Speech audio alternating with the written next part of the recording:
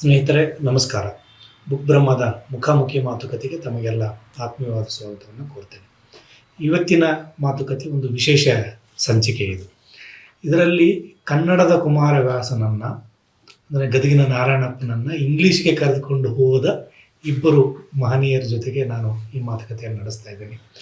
ಒಬ್ಬರು ಎಸ್.ಎನ್. ಶ್ರೀಧರ್ ಅವರು, ಮತ್ತೊಬ್ಬರು ಕೃಷ್ಣಮೂರ್ತಿ ಹನೂರವರು. ಅವರಿಬ್ಬರು ಕುಮಾರವ್ಯಾಸನ ಮೇಲೆ ಕುಮಾರವ್ಯಾಸನ ಜೊತೆಗೆ ಕಳೆದ ಕೆಲವು ವರ್ಷಗಳಿಂದ ಈ ಮುಖಾಮುಖಿಯನ್ನು ನಡೆಸ್ತಾ ಇದ್ದಾರೆ. ಅಂದರೆ ಹಲವಾರು ವರ್ಷಗಳಿಂದ ಅವರು ಕುಮಾರವ್ಯಾಸನ ಜೊತೆಗೆ ಇದ್ದ ಮುಖಾಮುಖಿಯನ್ನು ಇಂಗ್ಲೀಷ್ಗೆ ತರುವುದಕ್ಕಾಗಿ ಕೆಲವು ವರ್ಷಗಳಿಂದ ಪ್ರಯತ್ನ ಮಾಡ್ತಾ ಇದ್ದಾರೆ ಅಂತ ಹೇಳಿದ್ರೆ ಹೆಚ್ಚು ಸರಿಯಾಗ್ಬೋದು. ಅವರಿಬ್ಬರನ್ನ ನಾನು ಈ ಮಾತುಕತೆಗೆ ಪ್ರೀತಿ ಮತ್ತು ಗೌರವದಿಂದ ಸ್ವಾಗತಿಸ್ತೇನೆ. ಸರ್, ಇಬ್ಬರಿಗೂ ನಮಸ್ಕಾರ. ನಮಸ್ಕಾರ.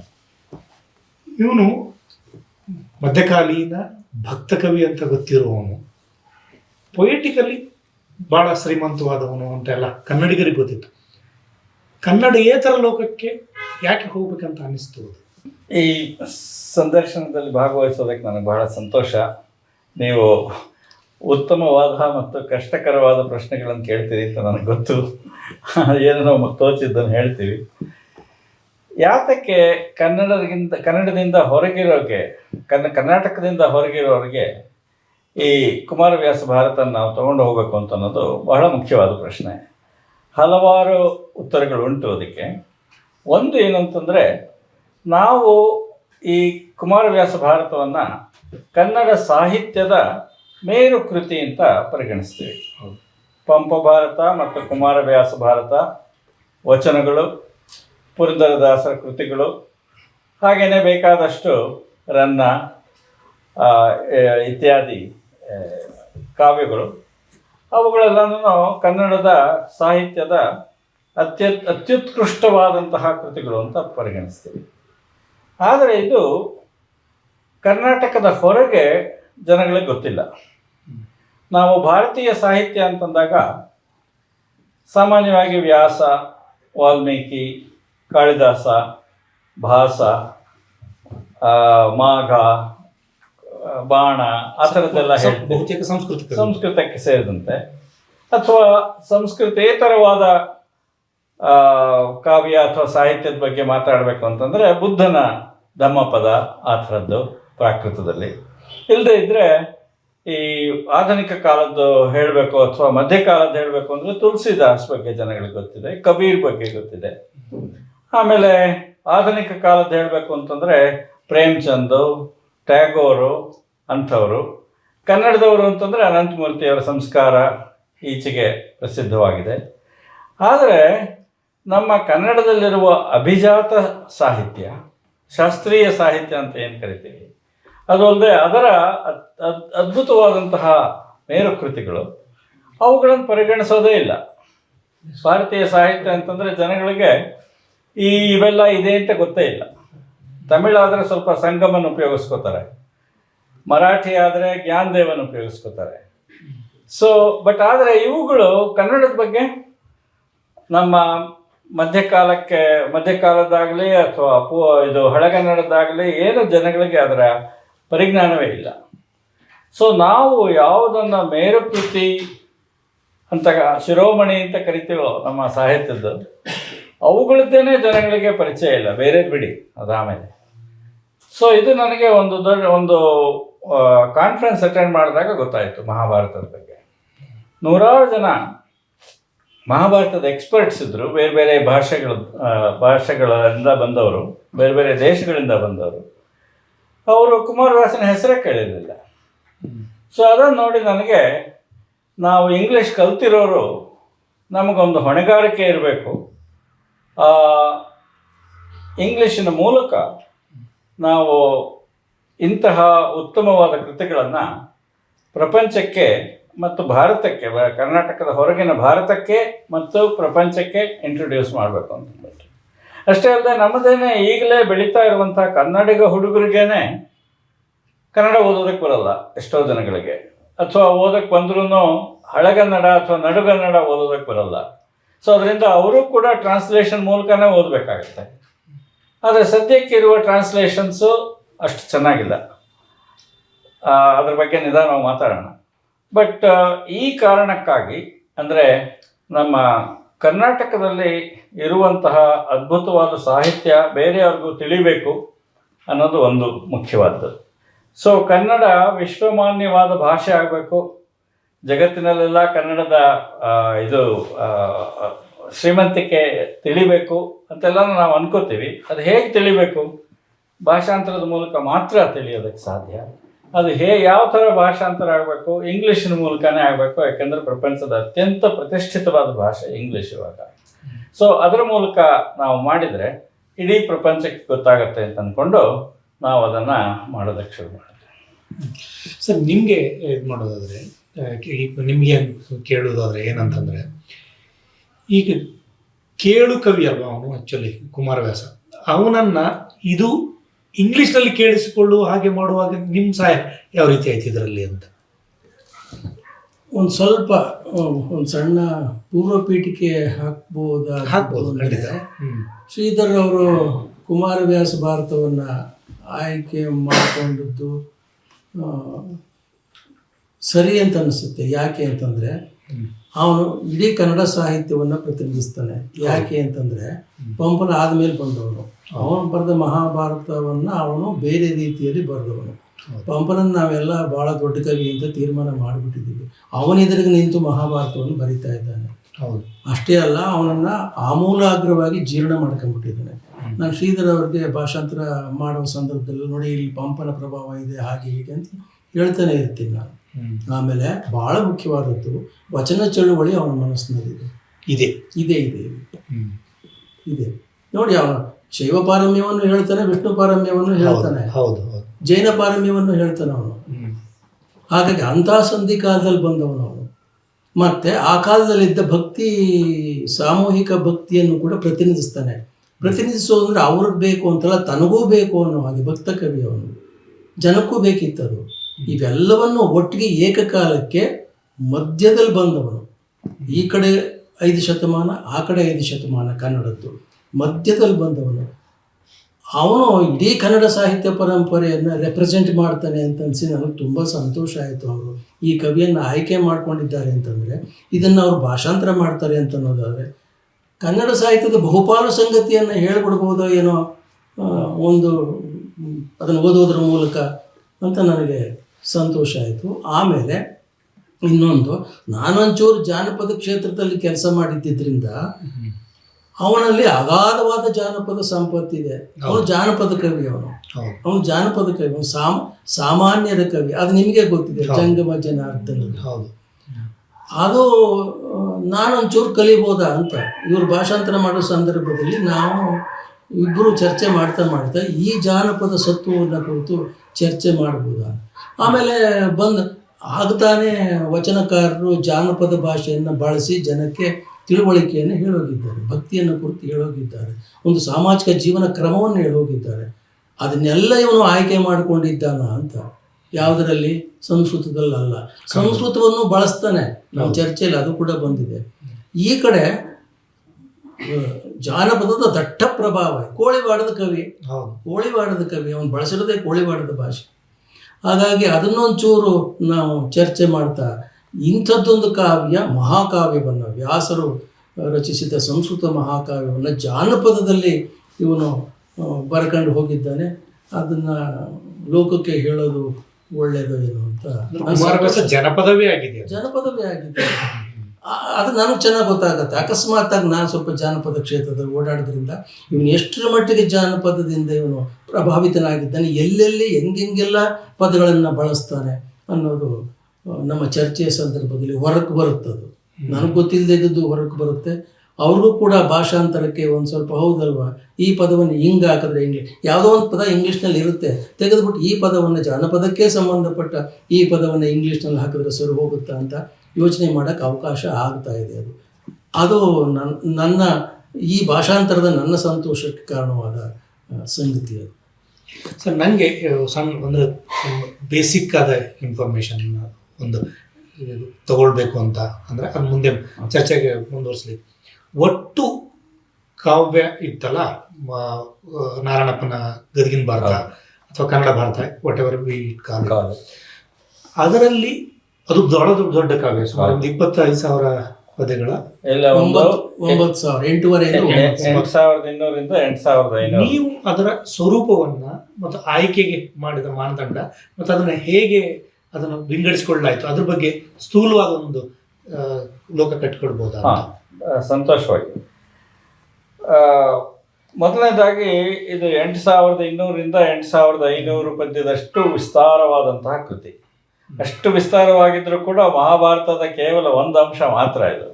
ಯಾಕೆಂದ್ರೆ ಮಹಾಭಾರತದಲ್ಲಿ 1,00,000 ಶ್ಲೋಕಗಳಿದೆ.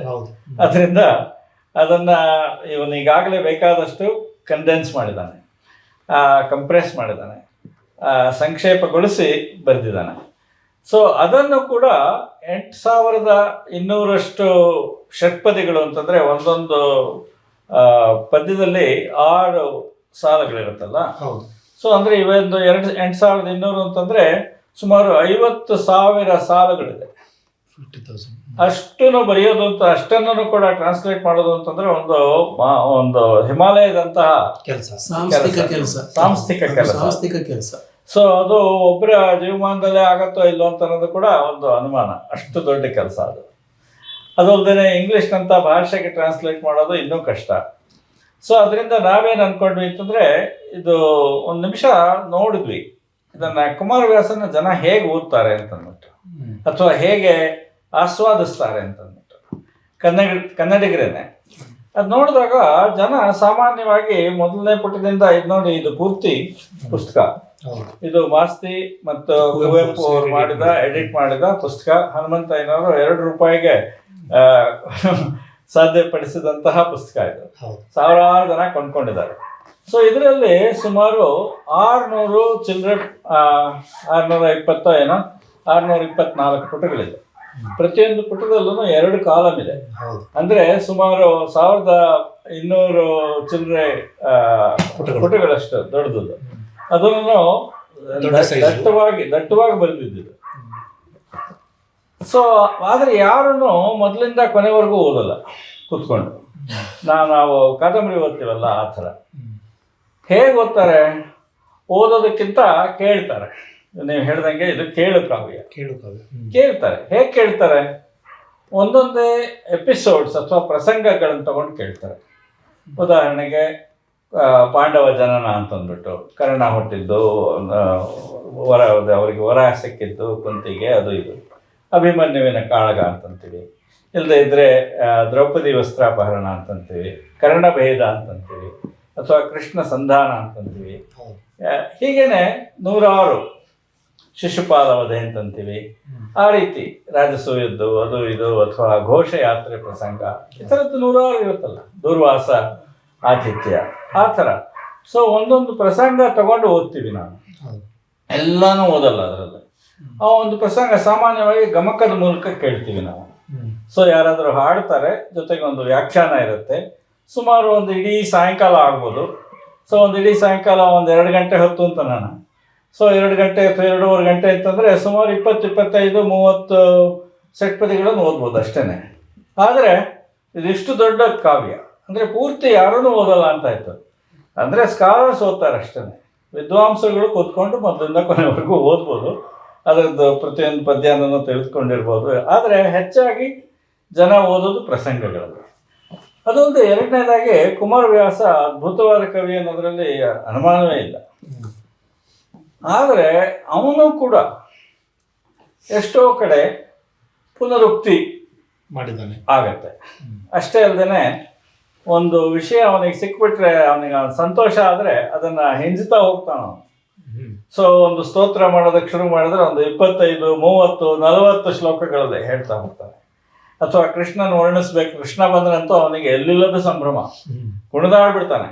ಸೊ ಹಾಗೆ ಅದನ್ನು ವರ್ಣಿಸ್ತಾ ಹೋಗ್ತಾನೆ. ಸೊ ಆ ರೀತಿ ಸಾಕಷ್ಟು ಸ್ವಲ್ಪ ಒಂದು ಎಕ್ಸ್ಟ್ರಾ ಇದೆ ಇಲ್ಲಿ ಅಂತ ಅನ್ಸುತ್ತೆ. ಸೊ ಇದನ್ನು ನಾವೇನು ಮಾಡಿದ್ವಿ ಅಂತಂದರೆ, ಮುಖ್ಯವಾದ ಪ್ರಸಂಗಗಳನ್ನು ತಗೊಂಡು ಅದರಲ್ಲಿ ಮುಖ್ಯವಾದ ಅಂಶಗಳನ್ನು ತಗೊಂಡು ಸ್ವಲ್ಪ ಜಾಸ್ತಿ ಇದು ವರ್ಣನೆ ಜಾಸ್ತಿ ಆಯಿತು ಅಥವಾ ವಿವರ ಜಾಸ್ತಿ ಆಯಿತು ಅಂತ ಅನ್ನೋದನ್ನು ಬಿಟ್ಟು ಕಂಡೆನ್ಸ್ ಮಾಡಿ, ಕಂಪ್ರೆಸ್ ಮಾಡಿ, ನಮ್ಮಲ್ಲಿ ಗಮಕಿಗಳು ಹೇಗೆ ಒಂದು ಪ್ರಸಂಗವನ್ನು ಪ್ರೆಸೆಂಟ್ ಮಾಡ್ತಾರೋ ಅದೇ ರೀತಿ ನಾವು ಒಂದೊಂದು ಪ್ರಸಂಗವನ್ನೇ ತಗೊಂಡು ಅದರಲ್ಲಿ ಬೇಕಾದ ಮುಖ್ಯಾಂಶಗಳನ್ನು ಯಾವುದೋ ಸುಂದರವಾದ ಯಾವುದೇ ಒಂದು ಅಂಶ ಬಿಡದಂತೆ ಅಥವಾ ಕತೆಗೆ ತೊಂದರೆ ಆಗದಂತೆ ಕತೆ ಓದಿಸ್ಕೊಂಡು ಹೋಗೋಂಗೆ ಒಂದಕ್ಕಿಂತ ಒಂದು ಮುಂದುವರಿಯುವ ರೀತಿಯಲ್ಲಿ ಆ ಥರ ಮಾಡ್ಕೊಂಡು ಬಂದ್ವಿ. ಸೊ ಹಾಗಾಗಿ ಸುಮಾರು 8200ರಿಂದ 8500 ಷಟ್ಪದಿಗಳ ಕೃತಿಯನ್ನು ನಾವು ಸುಮಾರು 2500ರಷ್ಟು ಆಲ್ಮೋಸ್ಟ್ 1/4 1/3 ಮಾಡ್ಕೊಂಡು 1/3 ಅಲ್ಲ ಪಂಪ ಕುಮಾರ ವ್ಯಾಸರೇ ಆ ಕೆಲಸ ಮಾಡಿರ್ಬೇಕಾದ್ರೆ ನಾವು ಯಾಕೆ ಆ ಕೆಲಸ ಅದು ನಿಜ. 1/4 ತಂದ್ರೆ ಇಲ್ವಾ? ಈಗ ನೀವು 1,00,000 ಶ್ಲೋಕವನ್ನ ಅವನು 8,000 ಶ್ಲೋಕ ಇಳಿಸಿದ್ದಾನೆ. ನಾವು 2,500 ಪದ್ಯಕ್ಕೆ ಮಾಡಿದ್ದೀವಿ. ಅದರಲ್ಲಿ ಕುಮಾರವ್ಯಾಸ ಬರೆದು ಒಂದು ಅಂದ್ರೆ ಇದೊಂದು ರೆಪ್ರೆಸೆಂಟೇಟಿವ್ ಆದ ಸೌಂದರ್ಯವನ್ನ ಕಥೆಯನ್ನ ಎರಡನ್ನು ಕಟ್ಟುವ ಸೌಂದರ್ಯವನ್ನ ಕಥೆಯನ್ನ ಮತ್ತು ಪ್ರಾಮುಖ್ಯತೆ ಮುಖ್ಯ ಭಾಗಗಳನ್ನ ಬಿಡಬೇಕು. ಯಾಕೆಂದ್ರೆ ಅವನ ಯಾವ ವಿಚಾರದಲ್ಲಿ ಅವನ ವಿಶಿಷ್ಟವಾಗಿದ್ದಾನೆ, ಬೇರೆ ಕವಿಗಳಿಗಿಂತ ವಿಭಿನ್ನವಾಗಿದ್ದಾನೆ, ತನ್ನ ಸ್ವಂತಿಕೆಯನ್ನು ತೋರಿಸಿದ್ದಾನೆ. ಇದರಲ್ಲಿ ಕನ್ನಡದ ಅಥವಾ ಅವನ ಕಾವ್ಯದ ಸೌಂದರ್ಯ ತೋರುತ್ತೆ. ಅಷ್ಟೇ ಅಲ್ಲದೆ ಐಡಿಯಾಸ್ಗಳ ಹೊಸತನ ತೋರಿಸುತ್ತೆ. ಅವನು ಬಹಳ ರೆವಲ್ಯೂಷನರಿ ಪೋಯೆಟ್, ಅವನು ಮಾಮೂಲಿ ಪೋಯೆಟ್ ಅಲ್ಲ, ಅದನ್ನೆಲ್ಲ ಮಾತಾಡೋಣಂತೆ. ಸೊ ಅವನ ಕಾವ್ಯ ಮೀಮಾಂಸೆನೇ ಬಹಳ ವಿಶಿಷ್ಟವಾದದ್ದು ಬೇರೆಯವರಿಗೆ ಕಂಪೇರ್ ಮಾಡಿದ್ರೆ. ಸೊ ಆ ಥರದ್ದೆಲ್ಲನೂ ಕೂಡ ಪ್ರತಿನಿಧೀಕರಣ ಮಾಡಬೇಕು ಅಂತಂದ್ಬಿಟ್ಟು ನಾವು ಅದಕ್ಕೆ ಪ್ರಾತಿನಿಧ್ಯ ಕೊಟ್ಟಿದ್ದೀವಿ. ಅಂತ ಪದ್ಯಗಳನ್ನ ಬಿಟ್ಟಿಲ್ಲ ನಾವು. ಅಂತ ಪದ್ಯಗಳನ್ನ ಬಿಟ್ಟಿಲ್ಲ, ಚಂದದ ಪದ್ಯಗಳನ್ನ ಬಿಟ್ಟಿಲ್ಲ.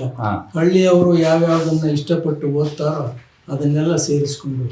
ಇಲ್ಲಿ ಒಂದು ಸಣ್ಣ ಕುತೂಹಲ ನನಗೇನಂದ್ರೆ, ಅವನು ರೂಪಕಗಳ ಮೂಲಕ ಕಥೆಯನ್ನು ಕಟ್ತಾ ಹೋಗುವಂತ ರೂಪಕ ಸಾಮ್ರಾಜ್ಯ ಚಕ್ರವರ್ತಿ ಕರೀತಾರೆ ಅವನ್ನ. ಅಂಥ ರೂಪಕಗಳನ್ನ ಅನುವಾದ ಮಾಡುವಾಗ ಒಂದು ಸವಾಲು ಎಂತದ್ದು, ಇದು ಮೆಟಫರ್ಗಳನ್ನು ಕನ್ವರ್ಟ್ ಮಾಡ್ಬೇಕಲ್ಲ. ಮೆಟಫರ್ಗಳನ್ನ ಒಂದು ಭಾಷೆಯಿಂದ ಇನ್ನೊಂದು ಭಾಷೆಗೆ ಒಂದು ವಸ್ತುವನ್ನೇ ಸಾಗಿಸುವುದೇ ಒಂದು ಭಾರದ ಕೆಲಸ. ಇದು ಇನ್ನಷ್ಟು ಭಾರವನ್ನು ಅವನು ತನ್ನ ಕಾವ್ಯದಲ್ಲಿ ತಂದು ಮೆಟಫರ್ಗಳ ಮೂಲಕ ಸೇರಿಸಿದ್ದಾನೆ. ಆ ಚಾಲೆಂಜ್ ಹೆಂಗೆ ಮೀಟ್ ಮಾಡಿದ್ರಿ ಅಂತ ನಂಗೆ ಕುತೂಹಲ. ಅದನ್ನ ಉತ್ತರಿಸ್ಬೇಕಾದ್ರೆ ಒಂದು ಕಾಂಕ್ರೀಟ್ ಆದ ಸ್ಪೆಸಿಫಿಕ್ ಆದ ಉದಾಹರಣೆ ತಗೊಂಡು ಮಾಡೋದು ಒಳ್ಳೇದು ಅಂತ ನನಗೆ. ಸೊ ತಾವು ಸಿಡಿಲಪಟ್ಟಣ ಕಟ್ಟಿ ಅದನ್ನ ಓದಿದ್ರಲ್ಲ, ಅದನ್ನೇ ಓದೋಣ ಅಂತಂದ್ರೆ. ಸೊ ಇವಾಗ ಉದಾಹರಣೆಗೆ ನೋಡಿ, ದ್ರೌಪದಿ ಅವಳನ್ನ ಸಭೆಗೆ ಎಳ್ತಾ ಇರ್ತಾನೆ ದುಶಾಸನ. ಹೌದು. ಎಳೆತಂದು ಅವಳನ್ನ ವಿವಸ್ತ್ರಗೊಳಿಸ್ಬೇಕು ಅಂತಂದ್ಬಿಟ್ಟು ದುರ್ಯೋಧನನ ಐಡಿಯಾ. ಸೊ ಅವನು ಹೇಳ್ತಾನೆ ದುಶಾಸನನಿಗೆ, ಹೀಗೆ ಮಾಡು ಅಂತಂದ್ಬಿಟ್ಟು. ಸೀರೆ ಹೇಳಿದ್ರೆ ಅವಳಿಗೆ ಯಾಕೆ ಸೀರೆ, ಆಭರಣಗಳು ಯಾಕೆ, ಇವರಿಗೆ ಹೇಗಾದರೂ ಇವರು ದಾಸಿ ಆಗಿದ್ದಾರೆ, ತಮ್ಮನ್ನು ತಾವು ಮಾಡ್ಕೊಂಡ್ಬಿಟ್ಟಿದ್ದಾರೆ ಅಂತ. ಸೊ ಅದಕ್ಕೆ ವಿದುರ ಅಬ್ಜೆಕ್ಟ್ ಮಾಡ್ತಾನೆ, ಹೀಗೆ ಮಾಡೋದು ತಪ್ಪು ಅಂತ. ಸೊ ಅದನ್ನ ಒಂದು ಸೀರೀಸ್ ಆಫ್ ಮೆಟಫರ್ಸ್ನಲ್ಲಿ ಹೇಳ್ತಾನೆ. ಸಿಡಿಲಪಟ್ಟಣ ಗಟ್ಟಿ ಸೇಕವ ಕೊಡುವರೆ, ಅದು ಒಂದು. ಸಿಡಿಲನ ನೇತ್ರ ಓಕ್ನಿಯೋಳು ಅಡಬಳವ ಸುಡಬಗೆದರೆ ಮರುಳಲ ಮಹೀಪತಿಗೆ, ಅದು ಆ ಪದ್ಯ ಎಲ್ಲ ಇಡೀ ಪದ್ಯವೇ ಅದೊಂದು ರೂಪಕ ಮಾದರಿಯಲ್ಲಿ. ಅದರ ಟ್ರಾನ್ಸ್ಲೇಷನ್ ಓದಿದ್ರೆ ಬಹುಶಃ ನಿಮಗೆ ಗೊತ್ತಾಗ್ಬೋದು. ಅದೇ ತರ ಅಷ್ಟೇ ಭಾವುಕವಾಗಿಯೂ ಕೂಡ ಪದ್ಯಗಳನ್ನು ಹೇಳ್ತಾನೆ. ಅದನ್ನು ಭಾಷಾಂತರ ಮಾಡೋದು ಕೂಡ ಕಷ್ಟ, ಸರಳವಾಗಿ ಹೇಳೋದನ್ನು ಭಾಷಾಂತರ ಮಾಡೋದು ಕಷ್ಟ ಆಗುತ್ತೆ. ಮೊದಲು ಅದನ್ನ ಗಮನಿಸಿ. ಈಗ ಇದನ್ನ 4 ವಾಲ್ಯೂಮ್ ಅಂತ ಡಿಸೈಡ್ ಮಾಡಿದಲ್ಲ, ಆ 4 ವಾಲ್ಯೂಮ್ ಅಂತ ಡಿಸೈಡ್ ಮಾಡಿದಾಗ ವಿಂಗಡಣೆ ಅದರ ಈ 2500 ಪದ್ಯಗಳನ್ನ 4 ವಾಲ್ಯೂಮ್ಗಳಲ್ಲಿ ಹಂಚಿ ಇದು ಮಾಡಲಾಯ್ತು. ಬಟ್ ರಿಪಿಟೇಟಿವ್ ಅನಿಸುವಂಥದ್ದನ್ನು ಮಾತ್ರ ಕೈ ಬಿಡಲಾಯಿತು. ಇಲ್ಲ, ರಿಪೀಟ್ ಆಗೋದು ಅಂತಂದ್ರೆ ಆ ಸಂಧಿ ಒಳಗನೆ ಪುನರಾವರ್ತನೆ ಆಗುವುದನ್ನು ಬಿಟ್ಟಿದ್ದೇವೆ ಹೊರತು ಸಂಧಿಗಳಲ್ಲಿ ನಾವು ಅಲ್ಲೇನು ಸಂಧಿಗಳಲ್ಲಿ ಪರ್ವಗಳಲ್ಲಿ ಇರಬಹುದಾದ ಪದ್ಯಗಳನ್ನ, ಒಂದೊಂದು ಪರ್ವದಲ್ಲಿ ಇರಬಹುದಾದ ಕೆಲವು ಪುನರಾವರ್ತನೆ ಪದ್ಯಗಳನ್ನು ಬಿಟ್ಟಿದ್ದೀವಿ ಹೊರತು ಆಮೇಲೆ ಅಲ್ಲೂ ಕೂಡ ಕತೆ ಕೆಡ್ದಂಗೆ ನಾವು ಒಂದು ಸ್ವಲ್ಪ ಶ್ರಮ ವಹಿಸಿದ್ದೀವಿ. ಬಿಡ್ತಾ ಇದ್ದೀವಿ ಅಂತಂದ್ರೆ ಬಿಟ್ರೆ ಮೇಲಿನ ಸಂದರ್ಭಕ್ಕೂ ಕೆಳಗಡೆ ಸಂದರ್ಭ ಕನೆಕ್ಟೇ ಆಗದೆ ಹೋಗ್ಬಿಟ್ರೆ ಅದೊಂದು ಇನ್ನೊಂದು ಸಮಸ್ಯೆ ಅದು. ಹಾಗಾಗಿ ಅದು ಕೆಡದ ಹಾಗೆ ಮತ್ತು ಪುನರಾವರ್ತನೆಯಾದ ಪದ್ಯಗಳನ್ನ ಬಿಟ್ಕೊಳ್ತಾ ಭಾಳ ಮುಖ್ಯವಾದ ಪದ್ಯಗಳನ್ನ ಆಯ್ಕೆ ಮಾಡ್ಕೊಳ್ತಾ ಮಾಡಿಬಿಡೋದು.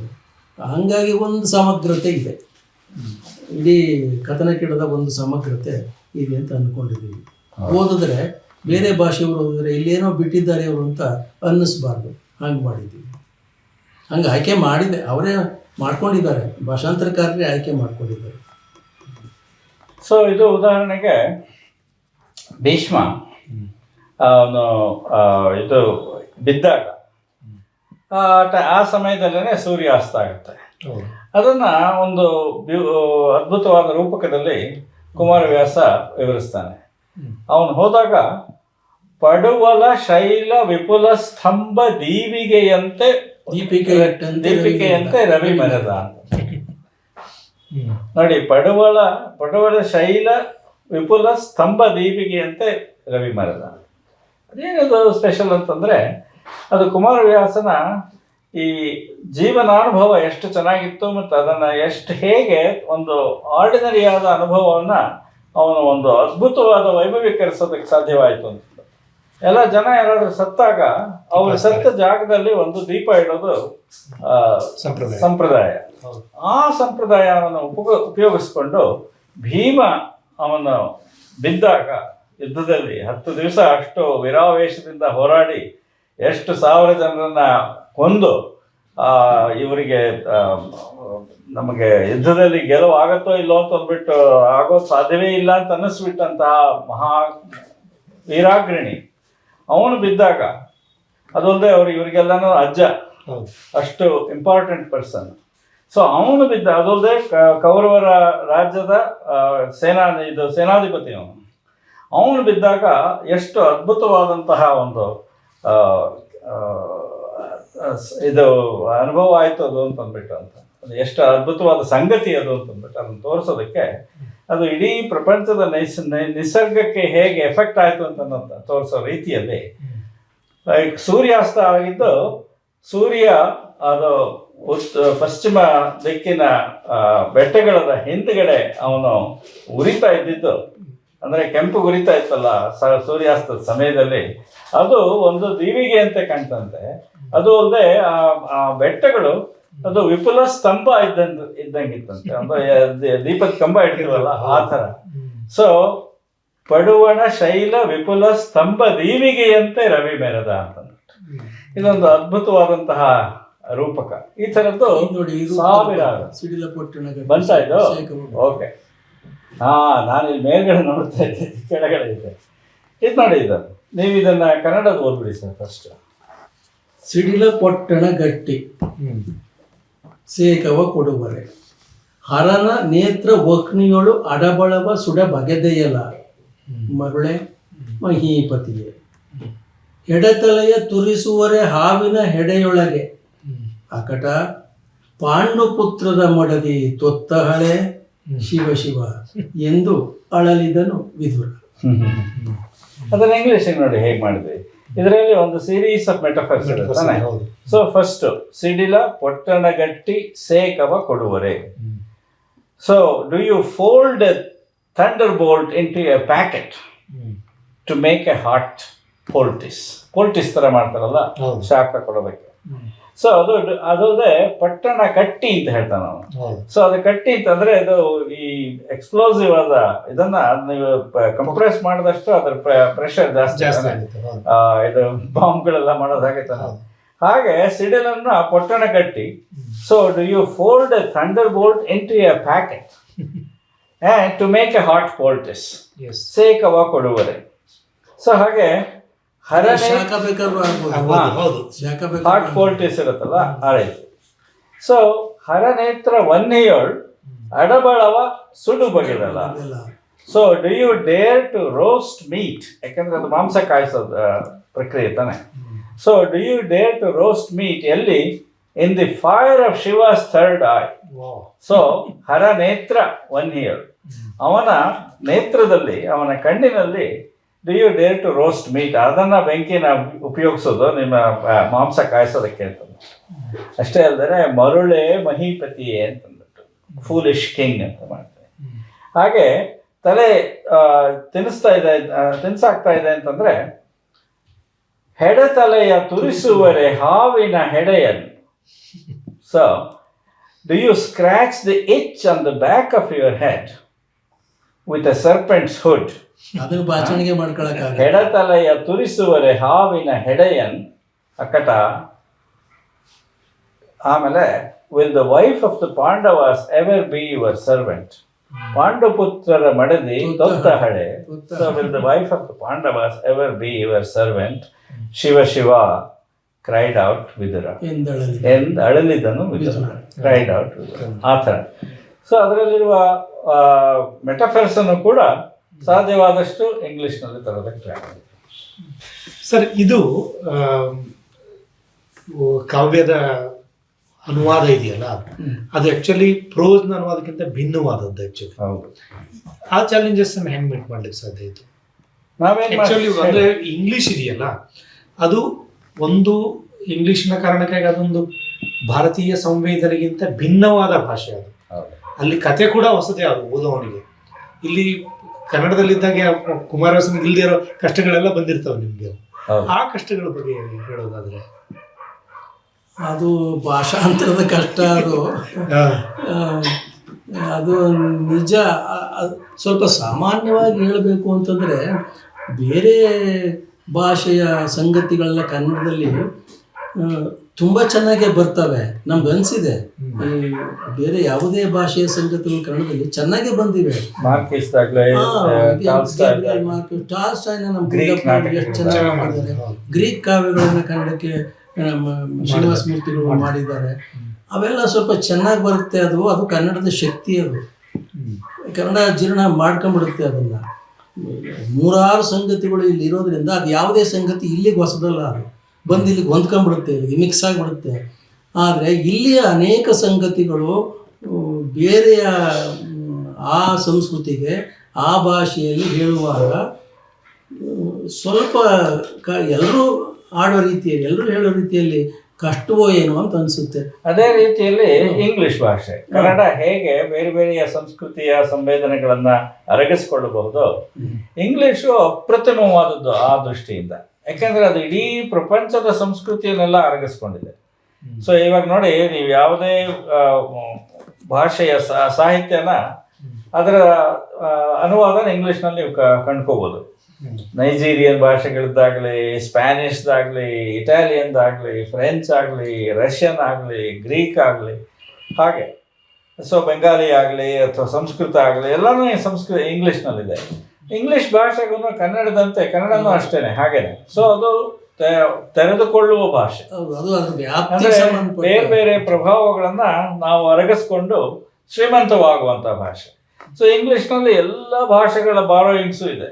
ನಮ್ಮ ಹೇಗೆ ಕನ್ನಡದಲ್ಲಿ ಕನ್ನಡ ಸಂಸ್ಕೃತ, ಪ್ರಾಕೃತ, ಮರಾಠಿ, ಉರ್ದು ಈ ಥರದ ಬೇರೆ ಬೇರೆ ಭಾಷೆಗಳ ಪ್ರಭಾವ ಆಗಿದೆಯೋ ಮತ್ತು ಅದರಿಂದ ನಾವು ಕನ್ನಡ ಶ್ರೀಮಂತವಾಗಿದೆಯೋ, ಅದೇ ರೀತಿ ಇಂಗ್ಲಿಷು ಕೂಡ ಅರೇಬಿಕ್ಕಿನ ಭಾಷೆ ಇದೆ. ಆಲ್ಗೊರಿದಮ್ ಅಂತ ನೋಡಿ, ಆಲ್ಜಿಬ್ರಾ ಅಂತ ನೋಡಿ, ಆ ಥರದ್ದೆಲ್ಲ ಅರೇಬಿಕ್ಕಿಂದ ಬಂದಿದ್ದು. ಹಾಗೆ ಕನ್ನಡದ ಗುರು ಅನ್ನೋದಿದೆ, ಇಂಗ್ಲಿಷಿಂದು ಅಥವಾ ಇಂಡಿಯನ್ ಭಾಷೆಗಳದ್ದು ಗುರು ಅನ್ನೋದಿದೆ, ಯೋಗ ಅನ್ನೋದಿದೆ, ಸಾಂಬಾರ್ ಅನ್ನೋದಿದೆ, ಎಲ್ಲನೂ ಇದೆ ಅದರೊಳಗೆ. ಆ ರೀತಿ ಇಂಗ್ಲಿಷು ಒಂದು ರೀತಿಯಲ್ಲಿ ತುಂಬ ತೆರೆದುಕೊಳ್ಳುವ ಭಾಷೆ. ಸೊ ಅದರಿಂದ ಇದನ್ನೆಲ್ಲ ನಾವು ಇಂಗ್ಲೀಷನ್ನು ಕೂಡ ಒಂದಷ್ಟು ಅಲ್ಲಾಡಿಸ್ಬೋದು, ತಿರುಗಿಸ್ಬೋದು, ತಿರುಚ್ಬೋದು. ಸೊ ಅದೆಲ್ಲನೂ ಸಾಧ್ಯವಾಗತ್ತೆ ಇಂಗ್ಲಿಷಿನ ಸಿಂಟ್ಯಾಕ್ಸ್ ಅಲ್ಲಿ ಮತ್ತು ವೊಕ್ಯಾಬುಲರಿನಲ್ಲಿ ಅಷ್ಟು ರಿಚ್ ಆಗಿ ಇಲ್ಲಿಗೆ ಒಗ್ಗಿಸಲು ಪ್ರಯತ್ನ ಪಟ್ಟಿದ್ದೀವಿ. ಅಂದ್ರೆ ನಮ್ಗೆ ನೀವು ಭಾಷೆಗಳ ಬಗ್ಗೆ ನಡೆಸಿದ ಹುಡುಕಾಟ, ಭಾಷೆಯ ಅದರ ವ್ಯಾಕರಣ ಮತ್ತು ಅದರ ಸ್ವರೂಪ ಇದೆಯಲ್ಲ, ನಿಮ್ಮ ಭಾಷಾ ವಿಜ್ಞಾನಿಯಾಗಿ ನಿಮ್ಮ ಹುಡುಕಾಟದ ನೆರವು ಕೂಡ ಇದಕ್ಕೆ ಪೂರಕವಾಯಿತು, ಕೆಲಸ ಮಾಡಿದ ತುಂಬಾ ಆಯ್ತು. ಯಾಕೆಂತಂದ್ರೆ ನನಗೂ ಹಾಗೆ ಅನ್ನಿಸ್ತಾ ಇದೆ. ಅದು ಹೆಚ್ಚು ನೆರವು ಬಂದಿರೋದು ಅದೇ ಹೊರತು ಬರೀ ಇಂಗ್ಲಿಷ್ ಅಲ್ಲ. ಬರೀ ಇಂಗ್ಲಿಷ್ ಆಗಿದ್ರೆ ಭಾಷಾಂತರ ಒಣ ಆಗ್ಬಿಡ್ತಿತ್ತೋ ಏನೋ. ಈಗ ಜೀವ ಬಂದಿರೋದಕ್ಕೆ ಕಾರಣ ಅವರ ಹಲವು ಭಾಷೆಗಳ ಪರಿಚಯ ಮತ್ತು ಭಾಷಾ ವಿಜ್ಞಾನದಲ್ಲಿ ಪರಿಣಿತರಾಗಿರೋದ್ರಿಂದ ಸ್ವಲ್ಪ ಸುಲಭವಾಗಿ ಭಾಷಾಂತರ ಮಾಡೋದಕ್ಕೆ, ಇಂಗ್ಲೀಷ್ ತಗೊಂಡೋದಕ್ಕೆ ಸಾಧ್ಯವಾಗ್ತಾ ಇದೆ ಅಂತ ನನಗೆ ಅನೇಕ ಬಾರಿ ಅನಿಸಿದೆ. ಈ ದೃಷ್ಟಿಯಲ್ಲಿ ನನಗೆ ಅನ್ಸೋದು ಏನಂತಂದ್ರೆ, ಈ ಭಾಷಾ ವಿಜ್ಞಾನದ ಒಂದು ಅನುಭವ ನನಗೆ ಒಂದು ಸ್ವಲ್ಪ ಧೈರ್ಯ ಕೊಡ್ತು ಅಂತ ಅಂದ್ಬಿಟ್ಟು. ಯಾಕೆಂತಂದ್ರೆ ಭಾಷೆ ಎಷ್ಟು ಬೇರೆ ಬೇರೆ ರೀತಿಯಲ್ಲಿ ಬದಲಾಗತ್ತೆ ಅಂತ ಅಂದ್ಬಿಟ್ಟು. ಅದರ ಚಾರಿತ್ರಿಕವಾಗಿ ನೋಡಿದರೆ ಇವಾಗ ಸಂಸ್ಕೃತ ಅದು ನಮ್ಮ ಇಂಡೋ ಯುರೋಪಿಯನ್ನಿಗೆ ಹತ್ತಿರವಾದಂಥ ಒಂದು ಭಾಷೆ.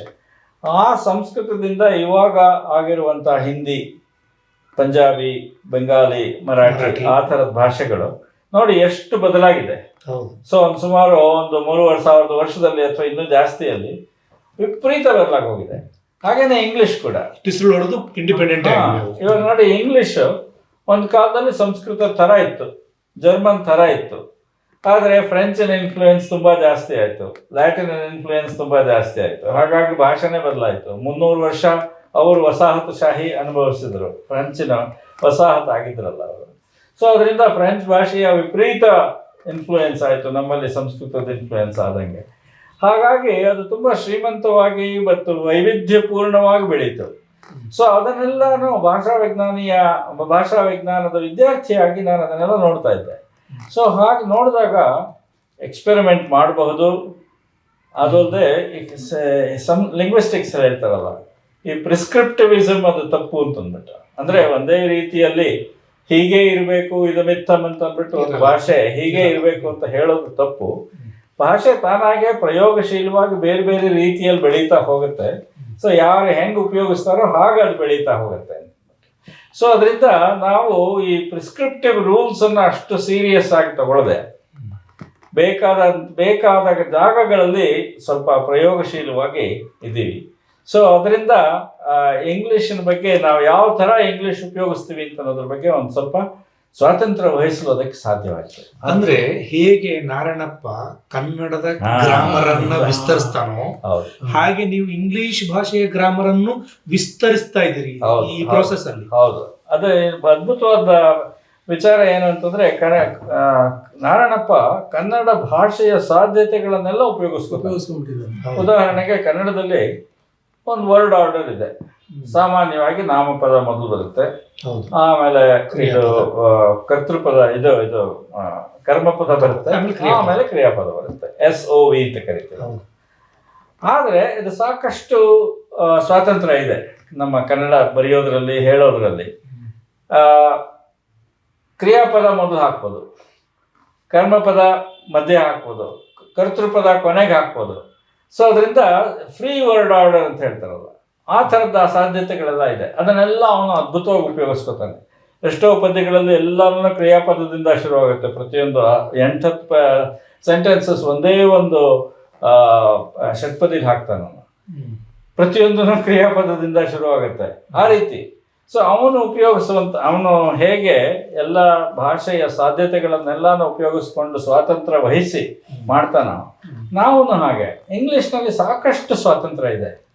ಸೊ ಒಂದು ಅಡ್ವರ್ಬಿಯಲ್ ಫ್ರೇಸ್ ಅಂತ ಹೇಳ್ತೀವಲ್ಲ, ಆ ಕ್ರಿಯಾ ವಿಶೇಷಣ ಪದಗುಚ್ಛ, ಅದನ್ನು ಮುಂದೆ ಹಾಕ್ಬೋದು, ಹಿಂದೆ ಹಾಕ್ಬೋದು, ಕೆಳಗೆ ಹಾಕ್ಬೋದು, ಮೇಲೆ ಹಾಕ್ಬೋದು, ಮಧ್ಯೆ ಹಾಕ್ಬೋದು, ಈ ರೀತಿ ಅದನ್ನೆಲ್ಲ ಉಪಯೋಗಿಸ್ಕೊಂಡು ನಾವು ಈ 6 ಲೈನ್ಸಲ್ಲಿ ಎಲ್ಲನೂ ಸರಿ ಹೋಗೋ ಹಂಗೆ ಮಾಡ್ಕೊಳ್ತೀವಿ. ಅದರಲ್ಲದೆ ಇನ್ನೂ ಒಂದು ನಾವು ಫಾಲೋ ಮಾಡಿರೋದು ಒಂದು ರೂಲ್ ಏನು ಅಂತಂದರೆ, ಕುಮಾರವ್ಯಾಸ ಯಾವ ರೀತಿಯಲ್ಲಿ ಯಾವ ಆರ್ಡರ್ನಲ್ಲಿ ಬರೆದಿರ್ತಾನ ಅದೇ ಆರ್ಡರ್ ಟ್ರಾನ್ಸ್ಲೇಟ್ ಮಾಡಬೇಕು ಅಂತಂದ್ಬಿಟ್ಟು. ಇವಾಗ ಉದಾಹರಣೆಗೆ, ಸೊ ಫಸ್ಟ್ ಒಂದು ಫ್ರೇಸ್ ಇರುತ್ತೆ, ಅಥವಾ ಫಸ್ಟ್ ಒಂದು ಸೆಂಟೆನ್ಸ್ ಇರುತ್ತೆ, ಆಮೇಲೆ ಇನ್ನೊಂದು ಸೆಂಟೆನ್ಸು, ಆಮೇಲೆ 3ನೇ ಸೆಂಟೆನ್ಸು ಬರುತ್ತೆ. ಅದೇ ರೀತಿಯಲ್ಲಿ ಟ್ರಾನ್ಸ್ಲೇಷನಲ್ಲೂ ಕೂಡ ಫಸ್ಟ್ ಸೆಂಟೆನ್ಸು, ಸೆಕೆಂಡ್ ಸೆಂಟೆನ್ಸು, ಆ ಥರ ಬರೋದಕ್ಕೆ ಟ್ರೈ ಮಾಡಿದ್ದೀವಿ. ಎಲ್ಲ ಕಡೆ ಆಗಲ್ಲ, ಆದರೆ ಅದು ವರ್ಬ್ಯಾಟಮ್ ಅಲ್ಲ, ಎಲ್ಲ ಕಡೆನೂ ಆಗಲ್ಲ. ಕೆಲವು ಸರ್ತಿ ಚೇಂಜ್ ಮಾಡಬೇಕಾಗತ್ತೆ. ಇವನು ಹೀಗೆ ಹೇಳ್ದ ಅಂತಂದ್ಬಿಟ್ಟು ಅವ್ರು ಸಾಮಾನ್ಯವಾಗಿ ಇದೆಲ್ಲ ಕೊನೆಗೆ ಬರುತ್ತೆ. ಕೆಲವು ಸರ್ತಿ ನಾವು ಮುಂಚೆ ಹೇಳಿಬಿಟ್ಟು ಆಮೇಲೆ ಹೇಳಬೇಕಾಗುತ್ತೆ ಇತ್ಯಾದಿ. ಸ್ವಲ್ಪ ವ್ಯತ್ಯಾಸ ಇದೆ. ಬಟ್ 90% ಈ ಆರ್ಡರ್ ಯಾವುದಿರುತ್ತೋ ಕನ್ನಡದಲ್ಲಿ ಅದೇ ಆರ್ಡರ್ ಇಂಗ್ಲೀಷ್ನಲ್ಲಿ ಬರೋದಕ್ಕೆ ಟ್ರೈ ಮಾಡಿದ್ದೀವಿ. ಅದರಿಂದ ಏನಾಗುತ್ತೆ, ಅದರಿಂದ ಒಂದು ಅದ್ಭುತವಾದ ಏನಂತಂದರೆ, ಇಂಗ್ಲೀಷು ಸಾಕಷ್ಟು ಫ್ರೀ ಆದ ಲ್ಯಾಂಗ್ವೇಜ್ ಸಿಂಟ್ಯಾಕ್ಸಿನ ದೃಷ್ಟಿಯಿಂದ. ಆ ಇಂಗ್ಲೀಷ್ನಲ್ಲಿ ಸಾಧ್ಯವಾಗುವ ಫ್ರೀಡಮನ್ನು ನಾವು ಉಪಯೋಗಿಸ್ಕೊಂಡಿದ್ದೀವಿ. ಅದು ವಿಚಿತ್ರ ಅಂತ ಅನ್ಸಲ್ಲ, ಇದು ಒಂದು ಪಾಸಿಬಿಲಿಟಿ ಅಷ್ಟೇ.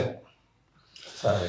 ಸೊ ನೀವು ಒಂದು ಲೆಕ್ಚರ್ ಕೊಟ್ರಿ ರೀಸೆಂಟಾಗಿ, ಶೇಕ್ಸ್ಪಿಯರ್ ಮಹಾಕಾವ್ಯ ಬರೆದ್ರೆ ಅನ್ನೋ ಅರ್ಥದೊಳಗೆ, ಅದು ಕುಮಾರಸ್ವಾಮಿ ಆ ಕಾನ್ಸೆಪ್ಟನ್ನು ವಿವರಿಸೋದಾದ್ರೆ.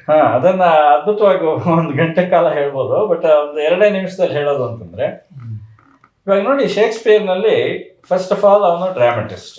ಹೌದು. ಕುಮಾರವ್ಯಾಸ ಬರೆದಿರೋದು ಮಹಾಕಾವ್ಯ. ಮಹಾಕಾವ್ಯ ಸಾಮಾನ್ಯವಾಗಿ ನ್ಯಾರೇಟಿವ್ ಪೋಯಮ್, ನಾಟಕೀಯ ಕಾವ್ಯ. ಹೌದು, ನ್ಯಾರೇಟಿವ್ ಪೋಯಮ್ ಅದು. ಆದರೆ ಅವನು ಮಾಡಿದ್ದು ನಾಟಕೀಯ ಕಾವ್ಯ. ಅವನಲ್ಲಿ ಇದು ವಿವರಣೆಗಿಂತ ಮಾತುಕತೆ ಜಾಸ್ತಿ. ವಾಚಾಳಿ ಅಂತ ಕೂಡ ಕರೀತಾರೆ ಅವನಿಗೆ. ಇದು ಬೇರೆ ಅರ್ಥದಲ್ಲಿ ವಾಚಾಳಿ ಅವನು. ಇದು ಕಾವ್ಯದ ಕ್ರಿಯೆ ಎಲ್ಲ ನಡೆಯೋದು ಹೆಚ್ಚು ಕಡಿಮೆ ಜನ ಮಾತಾಡೋದ್ರಿಂದ, ಸಂಭಾಷಣೆ ಮೂಲಕ.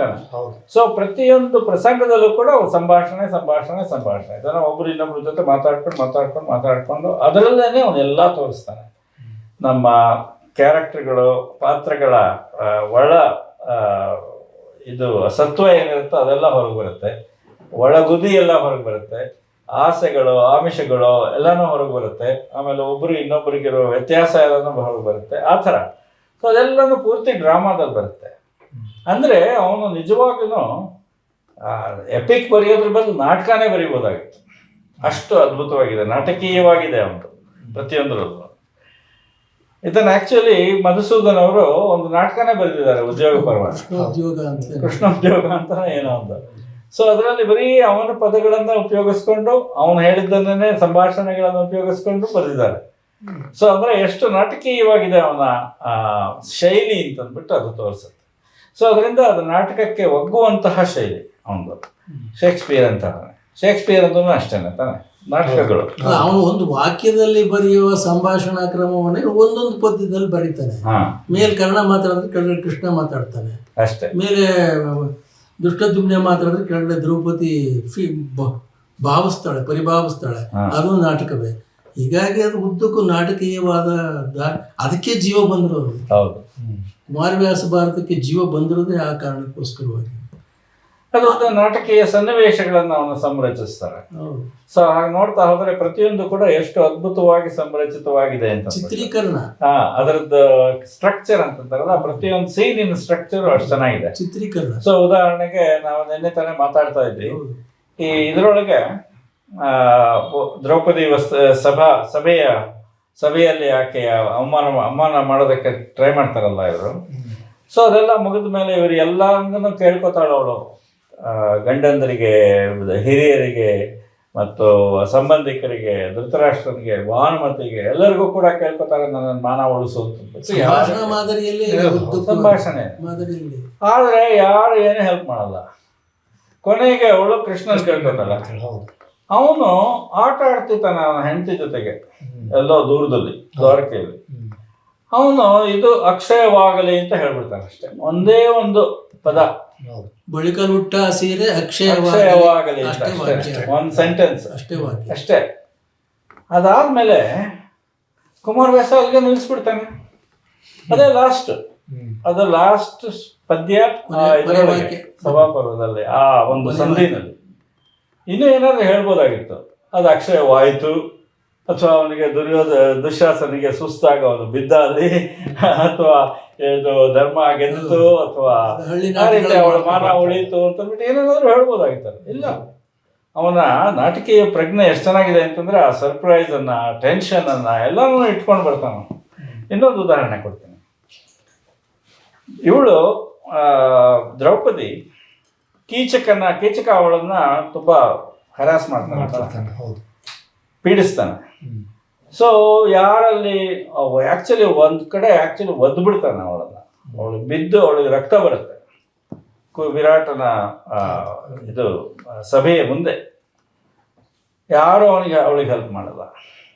ಸೊ ಆಮೇಲೆ ಅವಳು ಯಾರನ್ನಾದ್ರೂ ಕೇಳಬೇಕು, ನನಗೆ ಸಹಾಯ ಬೇಕು, ಇದು ಯಾರನ್ನು ಕೇಳಲಿ ಅಂತೆಲ್ಲ ಯೋಚನೆ ಮಾಡ್ಕೊಂಡು ಕೊನೆಗೆ ಭೀಮನೇ ಸರಿ ಅಂತಂದ್ಬಿಟ್ಟು ಭೀಮನ ನೋಡೋದಕ್ಕೆ ಹೋಗ್ತಾಳೆ. ಆದ್ರೆ ಅವನು ಇದಾಗಿರ್ತಾನಲ್ಲ, ಅಡಿಗೆವನಾಗಿರ್ತಾನೆ. ರಾತ್ರಿ ಹೊತ್ತು ಹೋಗ್ಬೇಕು ಆ ಅಡಿಗೆ ಮನೆಗೆ, ಅಲ್ಲಿಗೆ ಹೋಗ್ತಾಳೆ.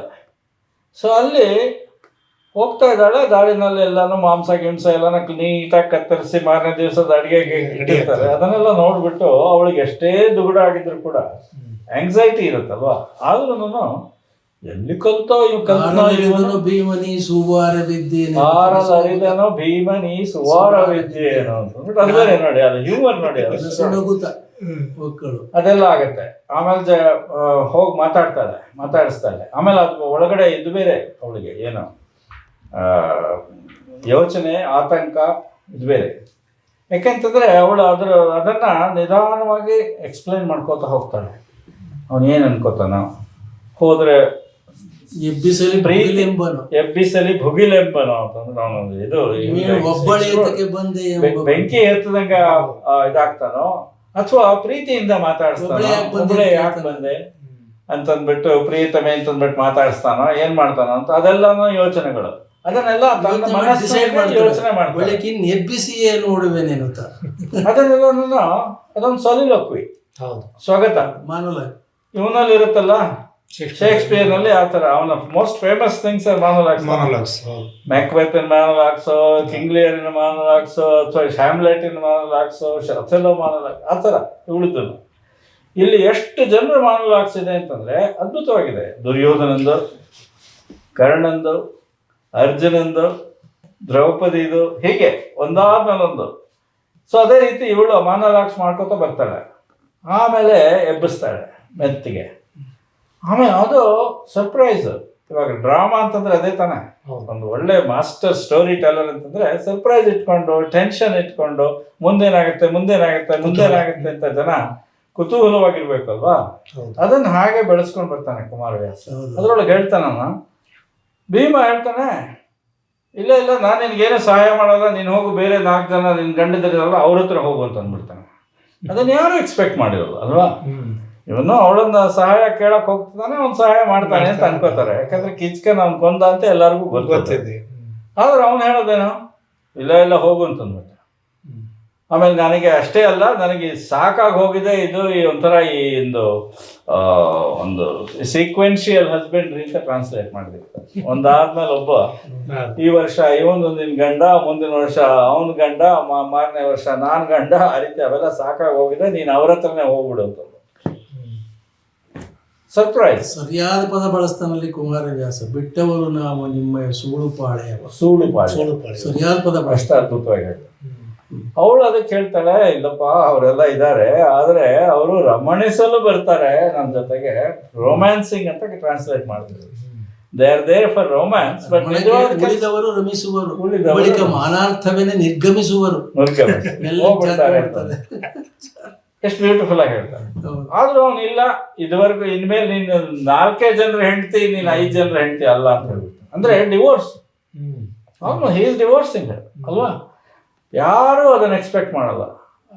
ಸರ್ಪ್ರೈಸ್ ಅಂದ್ರೆ ಅದು, ಟೆನ್ಷನ್ ಅಂದ್ರೆ ಅದು. ಇವಾಗ ಏನ್ ಮಾಡ್ತಾಳೆ ಅವಳು, ನಾನು ಸತ್ತೋಗ್ಬಿಡ್ತೀನಿ, ಏನು ವಿಷ ಕುಡಿದು ಸಾಯಲು, ಎಲ್ಲಿ ಹೇಗೆ ಹೋಗ್ಲಿ ಅಂತ ಅಂದ್ಬಿಟ್ಟು ಅನ್ಕೋತಾಳೆ. ಆಮೇಲೆ ನೀವೆಲ್ಲ ಗಂಡಂದ್ರೆ ಸುಮ್ಮನೆ ಯಾತಕ್ಕಿದ್ದೀರಾ, ಇದೆಲ್ಲ ಅದು ಅದ್ಭುತವಾದ ತೋಳೆಲ್ಲ ಯಾಕೆ ಇಟ್ಕೊಂಡಿದ್ದೀರಾ, ಸುಮ್ಮನೆ ಅನ್ನ ತಿನ್ನೋದು ಕೇಡು ಅಂತ ಹೇಳ್ಬಿಡ್ತಾರೆ. ನಿಮಗೆ ಅಷ್ಟೇ ಅಲ್ಲದೆ ನೀವು ಗಂಡರೋ ಶಂಡರು ಅಂತ ಹೇಳ್ಬಿಡ್ತಾರೆ. ಅವೆಲ್ಲ ಆದ್ಮೇಲೆ ಅದೆಷ್ಟು ನಾಟಕೀಯ ಸಂಭಾಷಣೆ ಅದೆಷ್ಟು ನಾಟಕೀಯವಾಗ ಅದು ಚೇಂಜ್ ಆಗತ್ತೆ ಸಿಚುವೇಶನ್ ಅಂತಂದ್ರೆ, ಅಲ್ಲ ಅವನು ಟರ್ನ್ ಆಗ್ತಾನೆ, ಹೇಳ್ತಾನೆ, ಇಲ್ಲ ನಾನು ಮಾಡ್ತೀನಿ, ನಾನು ನನ್ನ ಧರ್ಮರಾಯನ ಅವನ ಗೆರೆ ಅವನು ಹಾಕಿದ್ನಲ್ಲ ನನಗೆ, ಅದರಿಂದ ದಾಂಟಿದೇನು ಅಂತ ಹೋಗೇನಂತ. ಅಷ್ಟೇ ಅಲ್ಲದೆ ಇದು ಮತ್ತೆ ನೋಡಿ ತಮಾಷೆ, ಇದು ಅದ್ಭುತವಾದ ಡೀಟೇಲ್ಸ್. ಕುಮಾರವ್ಯಾಸ ಎಷ್ಟು ಅದ್ಭುತವಾಗಿ ಪೂರ್ತಿ ವಿಜುವಲೈಸ್ ಮಾಡ್ಕೋತಿದ್ದ, ಸುಮ್ಮನೆ ಅದು ಇದು ಸಮರಿ ಬರೀತಿರ್ಲಿಲ್ಲ ಅಂತ. ಯಾಕೆಂದ್ರೆ ರಾತ್ರಿ ಅವನು ಮಲಗಿದ್ದಾನೆ, ಮುಸುಕು ಹಾಕೊಂಡಿದ್ದಾನೆ, ಇವಳು ಬಂದು ಮುಸುಕು ತೆಗೆದು ಬೆಲ್ಲನೆ ಮುಸುಕು ತೆಗೆದು ಮಾತಾಡ್ತಾಳೆ. ಆಮೇಲೆ ಇವಳು ಅಳ್ತಾ ಇದ್ದಾಳೆ, ಕಣ್ಣೀರು ಧಾರೆ ಹರಿತಾ ಇದೆ. ಆಮೇಲೆ ಏನ್ ಮಾಡ್ಬೇಕು ಅವನು ಇವಳನ್ನ ಬಿಗಿದಪ್ಪಿ ಅವಳ ಕಣ್ಣೀರನ್ನು ಒರೆಸಿ, ಪಕ್ಕದಲ್ಲಿ ಒಂದು ಜಗ್ ಇರುತ್ತೆ, ಗಿಂಡಿ. ಆ ಗಿಂಡಿನಲ್ಲಿ ಇದು ಹಾಸಿಗೆ ಪಕ್ಕದಲ್ಲಿ ಇಟ್ಕೊಳ್ಳೋದು ನಾರ್ಮಲ್ ತಾನೆ, ನೀರು ಕುಡಿಯೋದಕ್ಕೆ. ಆ ಗಿಂಡಿಯಲ್ಲಿ ನೀರು ತೆಗೆದು ಅದರಿಂದ ಅವಳ ಮುಖನ ತೊಳಿತಾನೆ. ನೋಡಿ ಅದು ಎಷ್ಟು ಟೆಂಡರ್ ಆಗಿದೆ, ಎಷ್ಟು ಡ್ರಾಮ್ಯಾಟಿಕ್ ಆಗಿದೆ, ಎಷ್ಟು ರಿಯಲಿಸ್ಟಿಕ್ ಆಗಿದೆ. ಅದು ಅವನ ಡ್ರಾಮ್ಯಾಟಿಕ್. ಇದು ಅದನ್ನು ನಾನು ಹೇಳೋದು.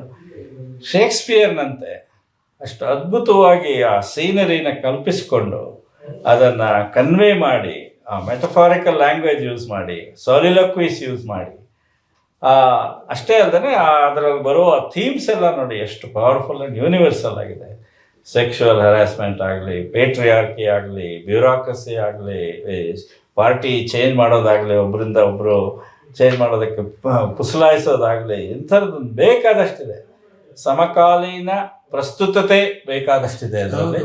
ಜೊತೆಗೆ ಸಾರ್ವತ್ರಿಕತೆ ಇದೆ, ಸಾರ್ವಕಾಲಿಕತೆ ಇದೆ. ಅದರಿಂದ ಇವನು ಒಂದು ವಿಶ್ವಮಾನ್ಯವಾದಂತಹ ಅದಕ್ಕೆ ನೋಡಿ ಎಲ್ಲ ಹಳ್ಳಿಯವರು ಓದ್ಬಿಟ್ಟಿದ್ದಾರೆ. ಸೊ ಅಂದರೆ ಅವನಿಗೆ ನನಗೆ ಒಂದು ಸಣ್ಣ ಕುತೂಹಲ ಏನಂದರೆ, ಅವನೊಂದು ಕತೆ ಹೇಳ್ತಾ ಇದ್ದಾನೆ, ಅದೊಂದು ಆಲ್ರೆಡಿ ಎಲ್ಲರೂ ಹೇಳಿಬಿಟ್ಟ ಕತೆ ಅದು. ಆದರೆ ಅವನಿಗೆ ಈ ಮನುಷ್ಯ ಸಹಜವಾದ ಒಳತೋಟಿಯ ಮನೋವ್ಯಾಪಾರ ಇದೆಯಲ್ಲ, ಅದು ದಕ್ಕಿದೆ ಹೆಂಗೆ ಅವನಿಗೆ? ಅದು ನಮಗೆ ಗೊತ್ತಿಲ್ಲ. ಅದೇ ಅದ್ಭುತ. ಯಾಕಂದ್ರೆ ಅವನ ಜೀವನದ ಬಗ್ಗೆ ನಮಗೆ ತುಂಬಾ ಕಡಿಮೆ ಗೊತ್ತು. ಸಂಚಾರಿ ಇರ್ಬೇಕು ಅವನು. ಆರಂಭದಲ್ಲೇ ಹೇಳ್ತೇನೆ, ಕತೆ ಹೇಳೋಕೆ ಶುರು ಮಾಡುವಾಗಲೇ ಎಲ್ಲೆಲ್ಲಿಂದನೋ ಬಂದು ವೈಶಂಪಾಯನ ಕತೆ ಆರಂಭ ಮಾಡುವಾಗಲೇ ಸುತ್ಕೊಂಬಂದ ಅನ್ನೋ ರೀತಿಯಲ್ಲಿ ಮಾತಾಡ್ತಾನೆ ಅವನು. ಹಾಗಾಗಿ ಅವನು ಸಂಚಾರಿ ಇರಬೇಕು. ಅವನು ಸನ್ಯಾಸಿನೂ ಇರ್ಬೋದು, ಸಂಚಾರಿನೂ ಇರ್ಬೋದು, ಅರಮನೆ ಅನುಭವಗಳನ್ನು ಬಲ್ಲವನು. ಆಮೇಲೆ ಗ್ರಾಮೀಣ ಅನುಭವ ಅವನಿಗೆ ದಟ್ಟವಾಗಿದೆ. ಅಲ್ಲ, ಮನೋಲೋಕವನ್ನ, ವ್ಯಕ್ತಿಯ ಪಾತ್ರಗಳ ಮನೋಲೋಕದ ಅನಾವರಣ ಇದೆಯಲ್ಲ, ಯಾವುದು ಶೇಕ್ಸ್ಪಿಯರ್ನಲ್ಲಿ ಸಾಧ್ಯ ಆಗಿದೆಯೋ ಆ ತರದ್ದು ಅವನಿಗಿಂತ ಮುಂಚೆ ಅಲ್ವಾ?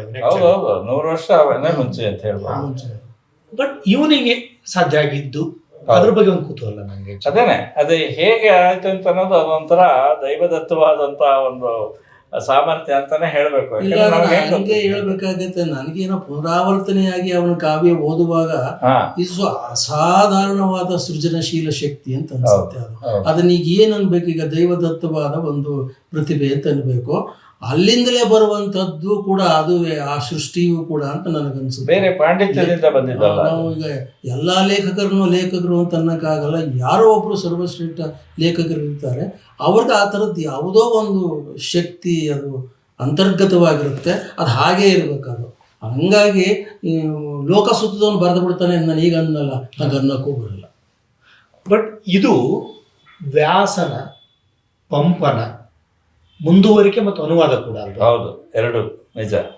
ಈ ಮುಂದುವರಿಕೆ ಮತ್ತು ಅನುವಾದದಲ್ಲಿ ಇವನ ಐಡೆಂಟಿಟಿಯನ್ನು ಹುಡುಕುವ ನೆಲೆಗಳನ್ನ ಗುರುತಿಸಿದ್ದು ಮತ್ತು ಅದನ್ನು ತಂದದ್ದು ಎರಡರ ಬಗ್ಗೆ ಹೇಳಿ.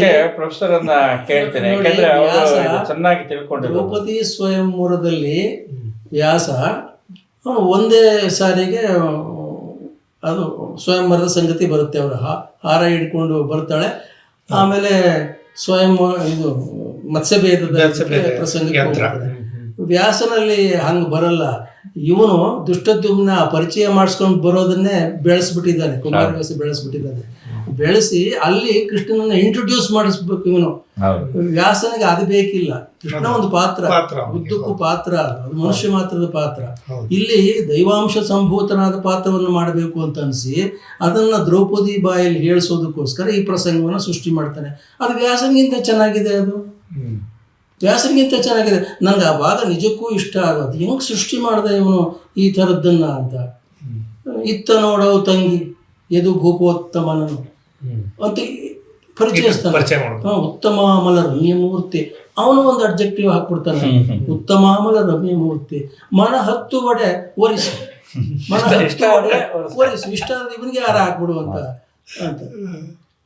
ಅಲ್ಲಿ ಇದ್ದಕ್ಕಿದ್ದಂಗೆ ಅದು ನನಗನ್ಸುತ್ತೆ ಇದು ಸ್ವಯಂವರ, ಆದ್ರೆ ಅದರ ವಿರುದ್ಧ ದಿಕ್ಕಿನ ಭಾವವನ್ನು ತರ್ತಾ ಇದ್ದಾನಲ್ಲ ಕವಿ ಅಂತ ಅನ್ಸುತ್ತೆ. ಏನಾದ್ರು ಭಕುತಿಯ ಭಾವದಲ್ಲಿ ಹೊಂಪುಳಿಯೋಗಿ ಎನಗೀತನಲ್ಲಿ ಗುರುಭಾವ ಅನ್ಯಮತಿ ಸಂಜನಿಸದು. ಗುರುಭಾವನೆಯಲ್ಲದೆ ಅನ್ಯಮತಿ ಸಂಜನಿಸದು. ಅಲ್ಲಿ ಮದುವೆ ಆಗಕ್ಕೆ ಹಾರ ಹಿಡ್ಕೊಂಡು ಬಂದು ಒಬ್ಬ ಗುರುವನ್ನ ನೋಡ್ತಾಳಲ್ಲ, ಇದನ್ನ ಕುಮಾರವ್ಯಾಸ ಸೃಷ್ಟಿ ಮಾಡ್ತಾನಲ್ಲಿ. ಅಂದ್ರೆ ಗಂಡನ್ನ ಸ್ವೀಕಾರ ಮಾಡಕ್ ಮೊದಲು ಒಬ್ಬ ಗುರುವನ್ನ ಸ್ವೀಕಾರ ಮಾಡ್ತಾನೆ. ನನ್ಗೆ ಬೇಕಾದ ಮುಂದಕ್ಕೆ ಹಂಗ್ ಮಾಡ್ಕೊಂಡು ಹೋಗ್ಬೇಕಲ್ಲ. ಉದ್ದಕ್ಕೂ ಅದನ್ನ ವ್ಯಾಸ ಮಾಡಿಲ್ಲ. ಉದ್ದಕ್ಕೂ ಆತರ ಗುರುಭಾವನೆ ಸೃಷ್ಟಿ ಮಾಡ್ಕೊಂಡು ಹೋಗ್ಬೇಕಲ್ಲ. ಅದಕ್ಕೊಂದು ಪೀಠಿಕೆಯನ್ನು ಎಷ್ಟು ಚೆನ್ನಾಗಿ ಆಗ್ತಾನೆ. ಇದು ಇದೇ ಫಸ್ಟ್ ಟೈಮ್ ಅವಳು ಕೃಷ್ಣ ನೋಡ್ತಾ ಇರೋದು. ಅದು ಅಲ್ಲದೆ ಇದೇ ಫಸ್ಟ್ ಟೈಮ್ ಮಹಾಭಾರತದಲ್ಲಿ ಕೃಷ್ಣ ಬರೋದು ಕೃಷ್ಣ ಬರೋದು ಅಲ್ಲಿ ಎಷ್ಟು ಚೆನ್ನಾಗಿ ಇಂಟ್ರೊಡ್ಯೂಸ್ ಮಾಡಿಸ್ತಾನೆ ನೋಡಿ ಆ ಪಾತ್ರವನ್ನು, ಎಷ್ಟು ಘನವಾಗಿ ಇಂಟ್ರೊಡ್ಯೂಸ್ ಮಾಡ್ತಾನೆ. ಉತ್ತಮಾಮದ ರಮ್ಯಮೂರ್ತಿ ಅಂತ ಅವನ ಕೈಲಿ ಅನಿಸಿ ಇವಳ ಕೈಲಿ ಏನ ಗೀತನಲ್ಲಿ ಗುರುಭಾವನೆಯಲ್ಲದ ಅನ್ಯಮತಿ ಸಂಜನಿಸೋದು. ಉದ್ದಕ್ಕೂ ಎಷ್ಟು ಚೆನ್ನಾಗಿ ಅವೆರಡೂ ಪಾತ್ರಗಳನ್ನ ನಡೆಸ್ಕೊಂಡು ಹೋಗ್ತಾನೆ ಅಂತಂದ್ರೆ, ಹೆಣ್ಣು ಗಂಡಿನ ನಡುವೆ ಇಂಥದ್ದು ಸ್ನೇಹ ಇರ್ಬೋದಾ ಅಂತ. ಈ ಜಗತ್ತಿನಲ್ಲಿ ಹೆಣ್ಣು ಗಂಡಿನ ನಡುವೆ ಇಂಥದ್ದು ಸ್ನೇಹ ಇರ್ಬೋದಾ? 5 ಜನ ಗಂಡಂತರಿಗಿಂತಲೂ ಹೆಚ್ಚು ಭಕ್ತಿ, ಹೆಚ್ಚು ಪ್ರೀತಿ, ಹೆಚ್ಚು ವಿಶ್ವಾಸ ಅವಳಿಗೆ, ಒಬ್ರಿಗೊಬ್ರಿಗಿರುವ ಆತ್ಮೀಯತೆ ಮತ್ತು ಇದೆಲ್ಲಿದೆ ಹೇಳಿ? ಇವಳಿಗೆ ಅವನಲ್ಲಿರುವ ಗುರುಭಾವ, ಬಟ್ ಅದ್ರ ಜೊತೆಗೆ ಅವನಿಗೆ ಇವಳಲ್ಲಿರುವಂತಹ ಒಂದು ವಿಶ್ವಾಸ, ಆತ್ಮೀಯತೆ, ಪ್ರೀತಿ. ಹೇಳವ್ ತಾಯೇ ನೊಂದವ್ ತಾಯೇ ಅಂತ, ತಂಗಿ ಅಂತಾನೆ, ತಾಯಿ ಅಂತಾನೆ, ಸತಿ ಅಂತಾನೆ. ಸತಿ ಅನ್ನೋ ಪದನ ಬಳಸ್ತಾನೆ ಕುಮಾರವ್ಯಾಸ. ಅಂದ್ರೆ ಸತಿ ಅಂದ್ರೆ ಹೆಂಡತಿ, ಆ ಅರ್ಥ ಬರಲ್ಲ ಅಲ್ಲಿ. ಒಬ್ಬ ಹೆಂಗಸು, ಒಬ್ಬ ಘನತೆಯುಳ್ಳ ಹೆಂಗಸು ಅಂತ ಬರುತ್ತದು. ಅದನ್ನು ಸೃಷ್ಟಿ ಮಾಡಿದಾನಲ್ಲ ಕುಮಾರವ್ಯಾಸ. ಅವನು ವ್ಯಾಸರಿಗಿಂತಲೂ ಒಂಚೂರು ಮುಂದೋಗ್ಬಿಟ್ಟಿದ್ದಾನೆ. ಇಂಥ ಅನೇಕ ಒಂದು ಅದ್ಭುತವಾದ ಇವ್ರು ಹೇಳಿದಂಗೆ ಬ್ಯಾಟನ್ ಇಸ್ಕೊಂಡಿದ್ದು ವ್ಯಾಸರಿಂದಾನೆ. ಓಡಿದ್ದೀವನು ಪಂಪ ಬೇರೆ ತರ ಓಡ್ದ, ಅದನ್ನೆಲ್ಲ ಚೇಂಜ್ ಮಾಡಿ ಇವನು ಮತ್ತೆ ವ್ಯಾಸನ್ ತರಾನೇ ತಂದ. ಅದರಲ್ಲೂ ಕೂಡ ತನ್ನ ಸ್ವಂತಿಕೆಯನ್ನು ತೋರಿಸ್ಕೊಂಡ. ಆಮೇಲೆ ವ್ಯಾಸನಿಗೂ ಒಂದು ಪದ ಹಾಕ್ಬಿಟ್ಟ, ನನ್ನ ತಂದೆ ನೀನು, ನೀ ಬರೀ ಅಂದೆ ಬರೀತಾ ನಾನು ಕುಮಾರವ್ಯಾಸ, ನೀನು ನಮ್ಮಪ್ಪ, ನೀನು ಬರೀ ಅಂತ ಹೇಳಿದ್ರೆ ನಾನು ಬರೆದಿದ್ದೀನಿ. ವ್ಯಾಸರು ಬಂದಾಗೆಲ್ಲಾನು ಎಷ್ಟು ಪ್ರೀತಿಯಿಂದ ಗೌರವದಿಂದ ನೋಡ್ಕೋತಾನೆ. ಸೊ ಅದನ್ನ ತಂದೆಗಿಂತ ಚೆನ್ನಾಗಿ ಬರೆದು ಬಿಡ್ತಾನೆ. ಸರಿ, ಅದು ಸರಿ. ತಂದೆಗಿಂತ ಮಗ ಯಾಕೆ ಮುಂದಕ್ಕೆ ಹೋಗ್ಬಾರ್ದು? ಸರಿ. ಅದು ಪತಿಕರಿಸಿ ಮಗನೆಂದೊಲಿದು ವರವನಿತ್ತನು ದೇವ ವೇದವ್ಯ, ಎಷ್ಟು ಚೆನ್ನಾಗಿ ಬರೀತಾನೆ. ವರವನಿತ್ತನು ದೇವ ವೇದವ್ಯಾಸ ಗುರುರಾಯ, ವರ ಕೊಟ್ಟಿದ್ದಾನೆ, ಆ ವರ ಚೆನ್ನಾಗಿ ಫಲಿಸ್ಬಿಟ್ಟಿದ್ದಾನೆ. ಸೊ ಅದೆಲ್ಲ ಭಾಷಾಂತರ ಮಾಡುವಾಗ ಬಹಳ ಇದು ಆಕ್ಚುಲಿ ಒಂದು ಅಂದ್ರೆ ಅವನ ಕಾವ್ಯದ ಮಹತ್ವ, ಅವನ ಔಟ್ಸ್ಟ್ಯಾಂಡಿಂಗ್ ಕಾಂಟ್ರಿಬ್ಯೂಷನ್, ಅದು ಒಂದು ಪಾರ್ಟ್. ಆದ್ರೆ ಇದು ಪ್ರಾಸೆಸ್ ಬಗ್ಗೆ ಒಂದಿಷ್ಟು ವಿವರಿಸಬಹುದಾ? ಪ್ರಾಸೆಸ್ ಏನಂತಂದ್ರೆ, ನಾವು ಒಂದು ಕಾವ್ಯ, ಒಂದು ಪದ್ಯಗಳ ಆಯ್ಕೆ ಸ್ವಲ್ಪ ಒಂದು ಮೊದಲಿಗೆ ಮಾತಾಡಿದ್ವಿ ನಾವು. ಒಂದು ಪದ್ಯ ಅಂತ ಡಿಸೈಡ್ ಆದ್ಮೇಲೆ ಮುಂದೆ ಯಾವ ತರ ಅದು ಮುಂದೆ ಏನಾಯ್ತು ಅಂತಂದ್ರೆ, ಮಾಡಿದ್ರಿ ಅಂತ ಇದನ್ನ ಕೆಲವು ಪ್ರಿನ್ಸಿಪಲ್ಸ್ ಅನ್ನ ನಾವು ಅಡಾಪ್ಟ್ ಮಾಡ್ಕೊಂಡ್ವಿ. ಒಂದು ಫಸ್ಟ್ ಮೀಟಿಂಗ್ ಮಾಡಿದ್ವಿ, ಕುವೆಂಪು ಭಾಷಾ ಭಾರತಿಯಲ್ಲೇ ಆಯ್ತು 2015ರಲ್ಲಿ.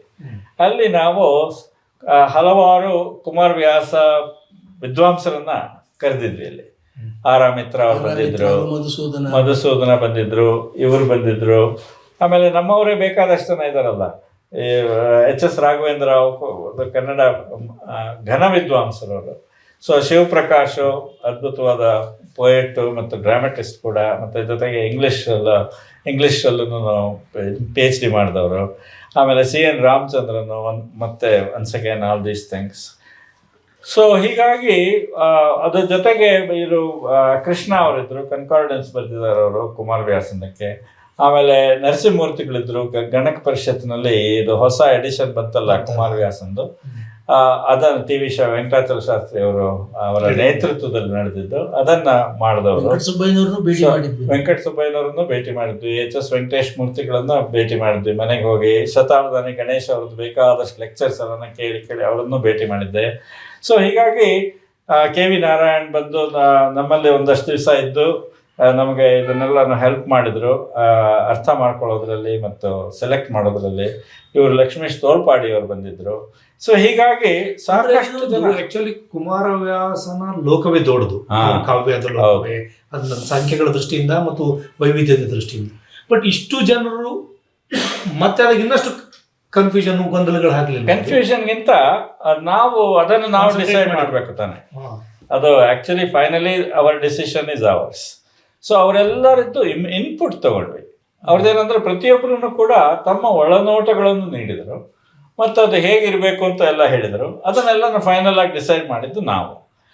ಸೊ ಅದು ನಮಗೇನು ಅದು ಕಾನ್ಫ್ಲಿಕ್ಟ್ ಅಂತ ಅನ್ಸಲೇ ಇಲ್ಲ, ಯಾವುದೇ ರೀತಿ ಕಾಂಟ್ರಡಿಕ್ಟರಿ ಆಗಿ ಏನೂ ಇರಲಿಲ್ಲ.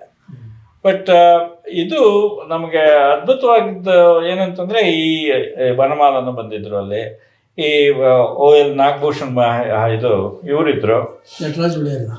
ಹುಳಿಯಾರಿದ್ರು, ಆಮೇಲೆ ಆ ಥರದ್ದು ಓ ಎಲ್ ಎನ್ ಇದ್ರು ಇತ್ಯಾದಿ. ಸೊ ಅಲ್ಲಿ ಒಂದು ಪ್ರಿಲಿಮಿನರಿ ಡಿಸ್ಕಷನ್ ಒಂದು ಎಮರ್ಜ್ ಆಯಿತು ಪ್ರಿನ್ಸಿಪಲ್. ಅದರಲ್ಲಿ ನಾವು ಫಾಲೋ ಮಾಡಿದ ಪ್ರಿನ್ಸಿಪಲ್ಲು ಅದೇ ಹೇಳ್ತಾರಲ್ಲ, ಕಾಳಿದಾಸನ ಬಗ್ಗೆ ಮಲ್ಲಿನಾಥ ಉಪಯೋಗಿಸುವಂಥ ಪ್ರಿನ್ಸಿಪಲ್ ಏನಂತಂದರೆ, ಮೂಲದಲ್ಲಿ ಇಲ್ಲದೆ ಇರೋದು ಏನನ್ನು ಹಾಕಬಾರ್ದು, ಮೂಲದಲ್ಲಿ ಇರೋದನ್ನು ಏನನ್ನು ಬಿಡಬಾರ್ದು.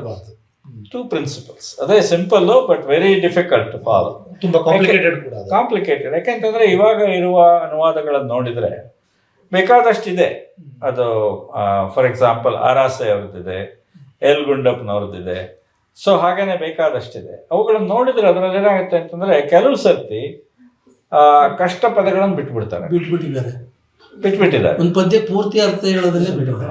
ಸೊ ಪೂರ್ತಿ ಅರ್ಥ ಇರಲ್ಲ ಅದರಲ್ಲಿ, ಅಥವಾ ಒಂದು ಕನ್ಫ್ಯೂಷನ್ ಕ್ರಿಯೇಟ್ ಆಗೋ ರೀತಿಯಲ್ಲಿ ಅರ್ಥೈಸ್ತಾರೆ, ಅಥವಾ ಎಕ್ಸ್ಪ್ಲೈನ್ ಮಾಡಕ್ಕೆ ಹೋಗ್ತಾರೆ. ಸೊ ಪ್ಯಾರಾಫ್ರೈಸ್ ಮಾಡ್ತಾರೆ, ಸಮರೈಸ್ ಮಾಡ್ತಾರೆ. ಸೊ ಹಾಗಾಗಿ ಅಥವಾ ಅದೇ ಪದಗಳನ್ನೇ ಉಪಯೋಗಿಸ್ಕೊಂಡು ಟ್ರಾನ್ಸ್ಲೇಟ್ ಮಾಡ್ದಂಗೆ, ಬಟ್ ಅದೇ ಒರಿಜಿನಲ್ ಇರೋ ಪದಗಳನ್ನೇ ಉಪಯೋಗಿಸೋದು ಅದಂತ ಟ್ರಾನ್ಸ್ಲೇಷನ್ ಅಲ್ವಾ. ಆ ರೀತಿ ನೂರಾರು ಸಮಸ್ಯೆಗಳಿದೆ. ಅದನ್ನೆಲ್ಲ ನೋಡಿಕೊಂಡು ನಾವು ಸಾಧ್ಯವಾದಷ್ಟು ಅದರಲ್ಲಿರುವ ಪ್ರತಿಯೊಂದು ಅರ್ಥ ಛಾಯೆಯನ್ನು ಬಿಡದೆ ಇಲ್ಲಿ ಹಾಕಬೇಕು ಅಂತಂದ್ಬಿಟ್ಟು ನಾನೊಂದು ಉದಾಹರಣೆ ಕೊಡ್ತೀನಿ ಇವಾಗ. ಆಮೇಲೆ ನಾವು ಏನು ಸೇರಿಸಬಾರ್ದು ಅದರಲ್ಲಿ, ಸಾಧ್ಯವಾದಷ್ಟು ಕೆಲವು ಸತಿ ಸೇರಿಸ್ಬೇಕಾಗುತ್ತೆ, ಅದು ಇದು ಎಕ್ಸ್ಪ್ಲೇನ್ ಮಾಡೋದಕ್ಕೆ, ಬಟ್ 99% ಇಲ್ಲ. ಸೊ ಇವಾಗ ಕುಮಾರವ್ಯಾಸ ಏನು ಹೇಳಿದ್ದಾನೆ ಅಂತ ಅನ್ನೋದು ನಿಮಗೆ ಟ್ರಾನ್ಸ್ಲೇಷನ್ ಮೂಲಕನೇ ಗೊತ್ತಾಗಬೇಕು. ಎಕ್ಸ್ಪ್ಲೇನೇಟರಿ ಅಲ್ಲ, ಟ್ರಾನ್ಸ್ಲೇಷನ್ ಅಷ್ಟೇ. Translation but not explanation. ತಪ್ಪಿ ಕುಮಾರವ್ಯಾಸ ಒಂದು ಹೆಸರನ್ನ ಹೇಳದೆ ಬೇರೆ ಏನೋ ಬಳಸಿದ್ರೆ ಅರ್ಜುನನ್ಗೋ ಕೃಷ್ಣನ್ಗೋ ದ್ರೌಪದಿಗೋ ಅಲ್ಲಿ ಮಾತ್ರ ಅದನ್ನ ಇಂಟರ್ವೆನ್ಷನ್ ಮಾಡಿ. ಹೌದು. ಕೆಲವು ಸರ್ತಿ ಕೌರವ ಅಂತ ಹೇಳಿದ್ರೆ, ಅದು ಕೌರವ ಅಂತಂದ್ರೆ ಅದು ಧೃತರಾಷ್ಟ್ರನಿಗೆ ರೆಫರ್ ಆಗತ್ತೋ ಅಥವಾ ದುರ್ಯೋಧನಿಗೆ ರೆಫರ್ ಆಗತ್ತೋ ಅಂತ ಕನ್ಫ್ಯೂಷನ್ ಸಾಧ್ಯ. ಸೊ ಅದನ್ನ ನಾವು ಸ್ವಲ್ಪ ಎಕ್ಸ್ಪ್ಲೈನ್ ಮಾಡಿ. ಪತಾಕ ಅಂತ ಏನಾದ್ರು ಇದ್ರೆ ಪಕ್ಕದಲ್ಲಿ ದುರ್ಯೋಧನ, ಉರಗ ಪತಾಕ ಅಂತ ಹಾಕಿ ದುರ್ಯೋಧನ, ಆ ಥರ. ಸೊ ಉದಾಹರಣೆಗೆ ಒಂದು ಎಕ್ಸಾಂಪಲ್ ಕೊಡ್ತೀನಿ ಇಲ್ಲಿ ನೋಡಿ. ಕರ್ಣ ಹುಟ್ಟಿದ ಸಮಯ, ಹುಟ್ಟಿದಾಗ ಕರ್ಣನ ಇವಳು ಬಿಡ್ತಾಳಲ್ಲ ಕುಂತಿ, ಗಂಗಾ ನದಿಯಲ್ಲಿ ಬಿಡ್ತಾಳೆ. ಅದು ಬಿಟ್ಟಾಗ ಅಳುವ ಶಿಶುವನ್ನು ತೆಗೆದು ತೆಕ್ಕೆಯ ಪುಳಕ ಜಲದಲ್ಲಿ ನಾದಿ, ಹರುಷದ ಬಳಿಯ ಲಜ್ಜೆಯ ಭಯದ ಹೋರಾಟಗಳು ಅಳುಕಿ ಹಳುವಾಗಿ, ಕುಲದ ಸಿರಿ ತಪ್ಪುವುದಲ್ಲ ಸಾಕಿಳುಹಬೇಕೆಂದು ಎನ್ನುತ್ತಾ ಗಂಗಾಜಲದೊಳಗೆ ಹಾಕಿದಳು ಜನದಪವಾದ ಭೀತಿ. ಆಮೇಲೆ ಅದನ್ನ ಹೀಗೆ ಟ್ರಾನ್ಸ್ಲೇಟ್ ಮಾಡಿದ್ವಿ. Picking up the crying infant in her arms, ಅಳುವ ಶಿಶುವನ್ನು ತೆಗೆದು ತೆಕ್ಕೆಯ ಪುಳಕ ಜಲದಲ್ಲಿ ನಾದಿ, thrilled she bathed it in the tears of joy. ಪುಳಕ ಜಲ ದಲ್ಲಿ ನಾದಿ, ಹರುಷದ ಬಳಿಯ ಲಜ್ಜೆಯ ಭಯದ ಹೋರಾಟಗಳು ಹಳುವಾಗಿ, and felt ecstatic but immediately embarrassed and frightened. ಯಾಕಂದ್ರೆ ಲಜ್ಜೆ ಕೂಡ ಆಯಿತು, ಜೊತೆಗೆ ಅದು ಮಗುನ್ ತಗೊಂಡು ಏನು ಮಾಡಬೇಕು, ಅದು 16 ವರ್ಷದ ಟೀನೇಜ್ ಹುಡುಗಿ ಅವಳು. So but immediately embarrassed and frightened, ಭಯದ ಲಜ್ಜೆಯ ಭಯ ಎರಡೂ ಕೂಡ, embarrassed and frightened, that our family's good name would be ruined. ಕುಲದ ಸಿರಿ ತಪ್ಪುವುದಲ್ಲ, her family's good name would be ruined. She decided, fearing scandal, ಅದು ಸಾಕಿಳುಹಬೇಕೆಂದೆನ್ನುತ್ತ, to let go of the child and dropped him into the waters of the Ganga.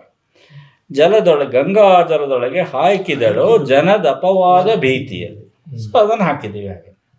ಆಮೇಲೆ ಇವಾಗ ನೋಡಿ ಮುಂದಿಂದು, ಅವಳು ಕೇಳ್ಕೊತಾಳ ಗಂಗೆನಲ್ಲಿ, ತಾಯೇ ಬಲ್ಲಂದದಲ್ಲಿ ಕಂದನ ಕಾಯಿ ಮೇಣ್ ಕೊಲ್ಲು ಎನ್ನುತ್ತಾ ಕಮಲದಳಾಯತಾಕ್ಷಿ ಕುಮಾರಕನ ಹಾಕಿದಳು ಮಡುವಿನಲ್ಲಿ.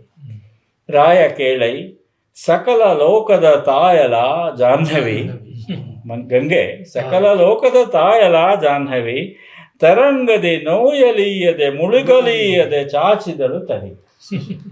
ಸೊ ಅದನ್ನು ಆ ರಿದಮ್ ತರಬೇಕು ನಾವು. ಹೇಗೆ mother save the child or kill it as you please. ಬೇಕಾದ್ರೆ ಕೊಲ್ಲು, ಇಲ್ಲ ಮೇಣ್ ಕೊಲ್ಲು, ಇಲ್ಲ ಕಾಯಿ. Mother, save the child or kill it as you please. With this, the large-eyed woman, Kamala Dalayatakshi, floated the child in the deep waters. Haikidalu maduvinalli, deep waters. Listen, my lord, Raya Kelai, Sakala Lokada Tayala Janhavi. Isn't Ganga the daughter of the sage Janhu, mother of the whole world? She did not allow the child to drown or be hurt by her waves. Noyaliyade mulugaliyade. She did not allow the child to be drowned or to be hurt by her waves, but carried it gently to the shore. ಚಾಚಿದಳು ತಡಿ. ಸ್ವಲ್ಪ ಜಾಸ್ತಿ ಇದೆ, ನೋಯಲಿಯದೆ ಮುಳುಗಲಿಯದೆ ಪದ ಬಂದದ್ದೇ ಸ್ವಲ್ಪ 2 ಪದ ಜಾಸ್ತಿ ಹಾಕ್ಬೇಕಾಗ, gently ಅಂತ ಹಾಕ್ಬೇಕಾಗುತ್ತೆ. ಆಮೇಲೆ ಅವನು ನೋಡಿ ಕರ್ಣನ ಆ ಹುಡುಗನ ಡಿಸ್ಕ್ರಿಪ್ಷನ್. ಕೆದರಿ ಕಾಲಲಿ ಮಳಲ ರಾಶಿಯನ್ನು ಒದೆದು ಕೈಗಳ ಕೊಡಹಿ ಭೋ ಎಂದೊದರುತ್ತಿದ್ದನು ಶಿಶುಗಳ ಅರಸನು ರವಿಯ ನೀಕ್ಷಿಸುತ್ತ. ಇಲ್ಲಿ ನೋಡಿ, ಇದು ಎಷ್ಟು ಚೆನ್ನಾಗಿದೆ. ಸುಮ್ಮನೆ ಅವನು ಬೀದಿನಲ್ಲಿ ಇದು ಸೂರ್ಯ ನೋಡ್ತಾ ಇಲ್ಲ, ಅವನು ಸೂರ್ಯನ ಮಗ, ಅದರಿಂದ ರವಿಯ ನೀಕ್ಷಿಸುತ್ತ ಅನ್ನೋದ್ರಲ್ಲಿ 2 ಅರ್ಥ ಇದೆ. ಇದನ್ನ ಕಂಡನು ಸೂತನೊಬ್ಬನು ಮುದದ ಮದದಲ್ಲಿ ತನ್ನ ಮರೆದುಬ್ಬಿದನ್ ಇದೆತ್ತಣ ನಿಧಿಯೋ ಶಿವ ಶಿವ ಎಂದು ನಡೆತಂದ. ಅದನ್ನು ಹೇಗೆ ಟ್ರಾನ್ಸ್ಲೇಟ್ ಮಾಡಿದ್ದೀವಿ, ಇದು ಇವರು ರಾಮಚಂದ್ರನ್ ಮಾಡಿರೋದು. Throwing up a mound of sand and kicking it with his feet, thrashing his hands up and down, all the while staring at the sun, the prince of infants lay bawling ಅಂದ್ರೆ Prince of infants. ಶಿಶುಗಳ ಅರಸನು. The prince of infants lay bawling. A charioteer came upon the crying infant and was overjoyed. ಮುದದ ಮದದಲ್ಲಿ ತನ್ನ ಮರೆದು. He was overjoyed. Shiva Shiva, he exclaimed, what a treasure. ಇದೆತ್ತಣ ನಿಧಿಯೋ, what a treasure. Shiva Shiva ಎಂದು ನಡೆತಂದ. And he drew close to the child. ಆ ಥರ ಇದು ಕಷ್ಟ ಇದೆ, but beautiful ಆಗಿದೆ. ಆ ಬ್ಯೂಟಿನ ತರೋದಕ್ಕೆ ಸಾಧ್ಯ ಸರಿಯಾದ ಟ್ರಾನ್ಸ್ಲೇಷನಿಂದ ಅಂತ ಹೇಳೋದಕ್ಕೆ. Great effort actually. ಕನ್ನಡದ ಮಧ್ಯಕಾಲೀನ ಕನ್ನಡದ ಆ್ಯಕ್ಚುಲಿ ಅದು ತುಂಬ ಸರಳ ಕನ್ನಡನೇ. ಅದೇನು ಭಾಮಿನಿನಲ್ಲಿ ಇದ್ರು ಕೂಡ, ಮಧ್ಯ ಕನ್ನಡದಲ್ಲಾಗಿದ್ರು ಕೂಡ, ಅದು ಹೊಸಗನ್ನಡಕ್ಕೆ ಏನಂತ ಬಹಳ ದೂರದ್ದೇನಲ್ಲ. ಹತ್ತಿರವಾಗಿ ಬರೀತಾನ. ಇದಕ್ಕೆ ವಚನದ ಇನ್ಫ್ಲೂಯೆನ್ಸ್ ಆಗಿದೆ. ಹೌದು, ಅದು ಗೊತ್ತಾಗುತ್ತೆ, ಕೆಲವು ವಾಕ್ಯಗಳಲ್ಲೆಲ್ಲ ಗೊತ್ತಾಗುತ್ತೆ. ಯಾಕಂದ್ರೆ ಅದಕ್ಕೆ ಮುಂಚಿನ ಪದ್ಯಗಳು ನೋಡಿದ್ರೆ, ಕನ್ನಡ ಸಾಹಿತ್ಯ ನೋಡಿದ್ರೆ, ನನ್ನ ಇದು ಪಂಪ ಅದೆಲ್ಲ, ಅದರಲ್ಲಿ ಸಾಕಷ್ಟು ಕಷ್ಟ ಇದೆ. ಅದು ಆಡು ಭಾಷೆಗೆ ಹತ್ತಿರವಾಗಿಲ್ಲ. ಸೊ ಅಂದ್ರೆ ಸಂಸ್ಕೃತ ಪ್ರಾಕೃತದಿಂದ ಜೊತೆಗೆ ಒಡನಾಡುತ್ತಾ ಬೆಳೆಯುತ್ತಿದ್ದ ಕನ್ನಡವನ್ನ ಸರಳೀಕರಿಸಿ ಸಾಮಾನ್ಯೀಕರಿಸಿ ಜನರ ಕಡೆಗೆ ತಗೊಂಬಂದ ಅಂತ ಹೇಳ್ಬೋದು. ಅದನ್ನ ಇದು ವಚನಕಾರ ಆಗ್ಲೇ ಮಾಡಿದ್ರು, ಅದನ್ನು ಕಂಟಿನ್ಯೂ ಮಾಡಿ ಅದನ್ನ ಮಹಾಕಾವ್ಯದಲ್ಲಿ ಮಾಡ್ದ. ಅವರು ಮಹಾಕಾವ್ಯದಲ್ಲಿ ಮಾಡಲಿಲ್ಲ. ಅದೆಲ್ಲದರ ಪ್ರಭಾವದ ಹಿನ್ನೆಲೆ ಪಂಪನ ವಿಕ್ರಮಾರ್ಜುನ ವಿಜಯ ಮತ್ತು ವಚನಕಾರರ ವಚನ ಎರಡೂ ಸೇರಿಸಿ ಮಹಾಭಾರತವನ್ನ ಜನಭಾಷೆಯಲ್ಲಿ ಬರ್ದಾಕಿದ್ರು. ಜನ ಸ್ವೀಕರಿಸ್ಬಿಟ್ರು. ಒಂದು ಅವನು ಭಕ್ತಿಯನ್ನ ಕೇಂದ್ರವಾಗಿಟ್ಟುಕೊಂಡು ರಚಿಸಿದ ಕಾವ್ಯ ಇದು. ಅವನು ಕೃಷ್ಣನೇ ಬರೆದದ್ದು, ನಾನು ಲಿಪಿಕಾರ ಮಾತ್ರ ಅಂತ ಅವನು ಹೇಳ್ತಾರಲ್ಲ. ಈ ಭಕ್ತಿ ಕೇಂದ್ರ ಇದೆಯಲ್ಲ, ಇದು ಇಂಗ್ಲಿಷ್ನಲ್ಲಿ ಹೇಗೆ ತರಲಿಕ್ಕೆ ಸಾಧ್ಯ? ಅದನ್ನ ಇದೇ ಥರನೇ ತಂದಿದ್ದೀವಿ. ಇಂಗ್ಲಿಷ್ನಲ್ಲಿ ಎಷ್ಟು ಶ್ರೀಮಂತವಾದ ಭಾಷೆ ಇಂಗ್ಲಿಷ್ ಅಂತಂದರೆ, ಇದರ ಸಾಕಷ್ಟು ಬೇರೆ ಬೇರೆ ರೀತಿಯ ಭಾವ ಛಾಯೆಗಳನ್ನೆಲ್ಲ ಅದರಲ್ಲಿ ಮೂಡಿಸ್ಲಿಕ್ಕೆ ಸಾಧ್ಯ. ಸೊ ಅದರಿಂದ ಮಾಡಿದ್ದೀವಿ. ಅದನ್ನು ಎಷ್ಟು ಯಶಸ್ವಿಯಾಗಿ ಮಾಡಿದ್ದೀವಿ ಅಂತಂದ್ಬಿಟ್ಟು ಓದುಗರು ಹೇಳಬೇಕು. ಬಟ್ ಅದರಲ್ಲಿ ಒಂದು ಅನ್ಸೋದೇನು ಅಂತಂದರೆ, ಈ ಭಕ್ತಿ ಇದು ಮಾಮೂಲಿ ಭಕ್ತಿ ಅಲ್ಲ ಎಂದು. ಈ ಅವನು ಹೇಳುವ ಭಕ್ತಿ ಕೂಡ ಇದು ವಚನಕಾರರಿಂದ ಇನ್ಫ್ಲೂಯೆನ್ಸ್ ಆಗಿದೆ ಅಂತ ನನಗನ್ಸುತ್ತೆ. ಯಾಕೆಂದರೆ ದೇವರ ಮತ್ತು ಭಕ್ತನ ರಿಲೇಶನ್ಶಿಪ್, ಆ ಸಂಬಂಧ ಏನಿದೆ ಅದು ಹಾಗೆ ಇದೆ ಇಲ್ಲಿ. ಇದ್ರೊಳಗೆ ಆ ಥರ ಇದೆ. ಯಾಕಂದ್ರೆ ಈ ಭಕ್ತ ದೈವರನ್ನ ಚಾಲೆಂಜ್ ಮಾಡ್ತಾನೆ. ಚಾಲೆಂಜ್ ಮಾಡ್ತಾರೆ. ಅದು ಜನಪದರು ಮಾಡುವ ಹಾಗೇನೆ, ಅದು ಜನಪದರ ಗುಣವೇ ಅದು. ಎಕ್ಸಾಕ್ಟ್ಲಿ. ತಕರಾರು ಮಾಡ್ತಾರೆ, ಜಗಳ ಆಡ್ತಾರೆ. ನೀನೆಂತ ದೇವರು, ಹೋಗುವಾಗ ಎಡಕಾದೆ ಬರುವಾಗ ಬಲಕಾದೆ ಅಂತೆಲ್ಲ ಆಂಜನೇಯನಿಗೆಲ್ಲ ಕೇಳ್ತಾರೆ, ತಕರಾರು, ಆ ತರದ್ದೆಲ್ಲ ಅದನ್ನ ಅವ್ನು ಮಾಡಿದ, ನಾವು ಸ್ವೀಕರಿಸಿದ. ಅದನ್ನ ಹರಿಹರ ಸ್ವೀಕರಿಸ್ತಾ ಮೊದಲು. ನೀನ್ ಯಾಕೆ ಇಲ್ಲಿಗೆ ಬರಕ್ ಹೋದೆ ಅಂತ ಶಿವನ್ನೇ ಪ್ರಶ್ನೆ ಮಾಡ್ತಾನೆ ಮಾದಾರ ಚೆನ್ನಯ್ಯ. ನಮ್ಕೇರಿಗೆ ಯಾಕೆ ಬರಕ್ ಹೋದೆ ಅಂತಾನೆ. ಆ ತರದಲ್ಲಿ ಇವನು ಅದನ್ನ ಭೀಷ್ಮ ನೋಡಿ ಕೃಷ್ಣನ ಹೇಗೆ ಚಾಲೆಂಜ್ ಮಾಡ್ತಾರೆ. ಸೊ ನೀನ್ ಯಾಕೋ, ನೀನು ಹಂಗೆ ಯಾಕೋ ಅಂತಂದಂಗೆ ಅದು. ಆಮೇಲೆ ಅವ್ರಿಗೆ ಇನ್ಫ್ಲೂಯೆನ್ಸ್ ಆಯ್ತು, ಪುರಂದರದಾಸರು ಇತ್ಯಾದಿ ನಾಡ್ನಲ್ಲಿ ಬಂದವರು. ಸೊ ಭಕ್ತಿ ಕವಿಯಾಗಿ ಇವನ ಇನ್ಫ್ಲೂಯೆನ್ಸ್ ಬೇರೆಯವ್ರ ಮೇಲೆ ಎಷ್ಟಾಯ್ತು ಅಂತ ಅನ್ನೋದನ್ನ ಸ್ಟಡಿ ಮಾಡ್ಬೇಕು. ಆಮೇಲೆ ಸ್ವತಃ ಭಕ್ತನೇ ಅವನು, ಆ ತೀವ್ರತೆಯೂ ಇದೆ. ಇಲ್ಲಿ ಕೃತಕ ಆಗ್ಬಿಡ್ಬೇಕಾಗಿತ್ತು ನಮ್ಮಂತ ಓದುಗರಿಗೆ. ಅದು ಇವತ್ತು ಆ ಹೆಣ್ಮಗಳು ಓದುವಾಗ ಎಷ್ಟು ದ್ರೌಪದಿಯ ಪ್ರಾರ್ಥನೆ ಕೃಷ್ಣ ಅಳುವಂತೆ ಆಯ್ತು, ಅಳು ಬರುವಂತೆ. ಭಾವತೀವ್ರತೆ ಬಹಳ. ಹೌದು, ಅವನೇ ಆಗಿರ್ಬೇಕೇನೋ ಸಂದರ್ಭದಲ್ಲಿ. ಹಾಗಾಗಿ ಅದೆಲ್ಲ ಸ್ವೀಕರಿಸ್ಕೊಂಡು ಅವನು ಅದನ್ನ ಅಲ್ಲಿ ಹಾಕಿಬಿಟ್ಟಿದ್ದಾನೆ, ತಾನು ಅದನ್ನ ಅನುಭವಿಸ್ತಾನೆ. ಆ ದ್ರೌಪದಿದು ಮತ್ತೆ ಕೃಷ್ಣನ ಸಂಬಂಧ ನೋಡಿ, ದೇವರು ಮತ್ತು ಭಕ್ತಳ ಸಂಬಂಧ ಇದೆ. ಸಾಮಾನ್ಯ ಮನುಷ್ಯರ ಪಾತಳಿಯಲ್ಲೂ ಇದೆ. ಸಹೋದರ ಸಹೋದರಿಯ ಅವಳು ತಮಾಷೆ ಮಾಡ್ತಾಳೆ. ಸಖಿಯರು ಕೂಡ, ಸಖಿಯರು ಕೂಡ ಬರೀ ಅಣ್ಣ ತಂಗಿ ಮಾತ್ರ ಅಲ್ಲ, ಅಣ್ಣ ತಂಗಿ ಮಾತ್ರ ಅಲ್ಲ, ಹ್ಯೂಮರ್ ಇದೆ ಅದರಲ್ಲಿ. ಒಬ್ರಿಗೊಂದೊಬ್ರು ಇದ್ ಮಾಡ್ತಾರೆ, ರೇಗಿಸ್ತಾರೆ. ಅದು ಲೋಕೋತ್ತರ ಪ್ರೀತಿ. ಅದು ಗಂಡು ಮತ್ತು ಹೆಣ್ಣಿನ ನಡುವಿನ ಸಂಬಂಧದ ಭಿನ್ನ ನೆಲೆಯ ಸಂಬಂಧವನ್ನ ಎಸ್ಟಾಬ್ಲಿಷ್ ಮಾಡ್ತಾರೆ. ಅದೇ ಭಿನ್ನ ನೆಲೆಯ ಸಂಬಂಧವನ್ನ ಇವನು ಯಾವ ಕವಿಯೂ ಹೇಳದ ರೀತಿಯಲ್ಲಿ ಹೇಳಿದ. ಅದು ಒಂದು ಅವನ ವೈಶಿಷ್ಟ್ಯ. ವಿಶ್ವ ಕವಿ ಅಂತ ಅವನನ್ನು ಕರೆಸ್ಕೊಳ್ಬೇಕಾದ್ರೆ ಇದು ಒಂದು ಮುಖ್ಯವಾದ ವೈಶಿಷ್ಟ್ಯ. ಭ್ರಾತೃತ್ವ ಸಂಬಂಧ ಯಾರು ಮಾಡದೇ ಇರೋದನ್ನ ಬೇಕಾದಷ್ಟು ಮಾಡಿದ ಬೇಕದು. ಸರ್, ಇಷ್ಟು ಹೊತ್ತು ಕುಮಾರವ್ಯಾಸನ ಜೊತೆಗೆ ನೀವು ಸುಮಾರು ದಶಕಗಳ ಕಾಲ ಕುಮಾರವ್ಯಾಸನ ಜೊತೆಗಿದ್ದವರು. ಈ ಪ್ರೊಸೆಸ್ನಲ್ಲಿ ಕಳೆದ 4-6 ವರ್ಷಗಳಿಂದ ನೀವು ಇದನ್ನು ಮಾಡ್ತಾ ಇದ್ದೀರಿ. ಈಗ ಮೊದಲನೇ ಸಂಪುಟ ಈಗ ಹೊರಗೆ ಬಂದಿದೆ, ಲೋಕಕ್ಕೆ ಅದು ತಲುಪಿದೆ. ಮುಂದಿನ ಹಂತಗಳಲ್ಲಿ ಇದರ ಆವೃತ್ತಿಗಳು ಇನ್ನೂ 3 ಎಡಿಷನ್ಸ್ ಬರಲಿದೆ. ಅಂದರೆ ಈಗ ಅದು 1/4 ಬಂದಿದೆ.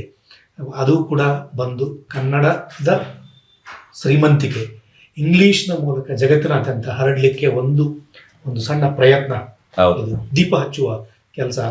ದೀಪದಿಂದ ಬೆಳಕು, ಆ ಬೆಳಕು ಎಲ್ಲೆಡೆ ಹರಡುತ್ತದೆ ಅಂತ ಹರಡುವ ಕೆಲಸವನ್ನು ಮಾಡಿದ ಇದೊಂದು, ನನಗೆ ಅನಿಸುವಾಗ ಇದೊಂದು ಒಬ್ಬರು ಮಾಡಿದ ಕೆಲಸ ಅಲ್ಲ, ಇದೊಂದು ಟೀಮ್ ವರ್ಕ್ ಆಗಿ ಮಾಡಿದಿರಿ.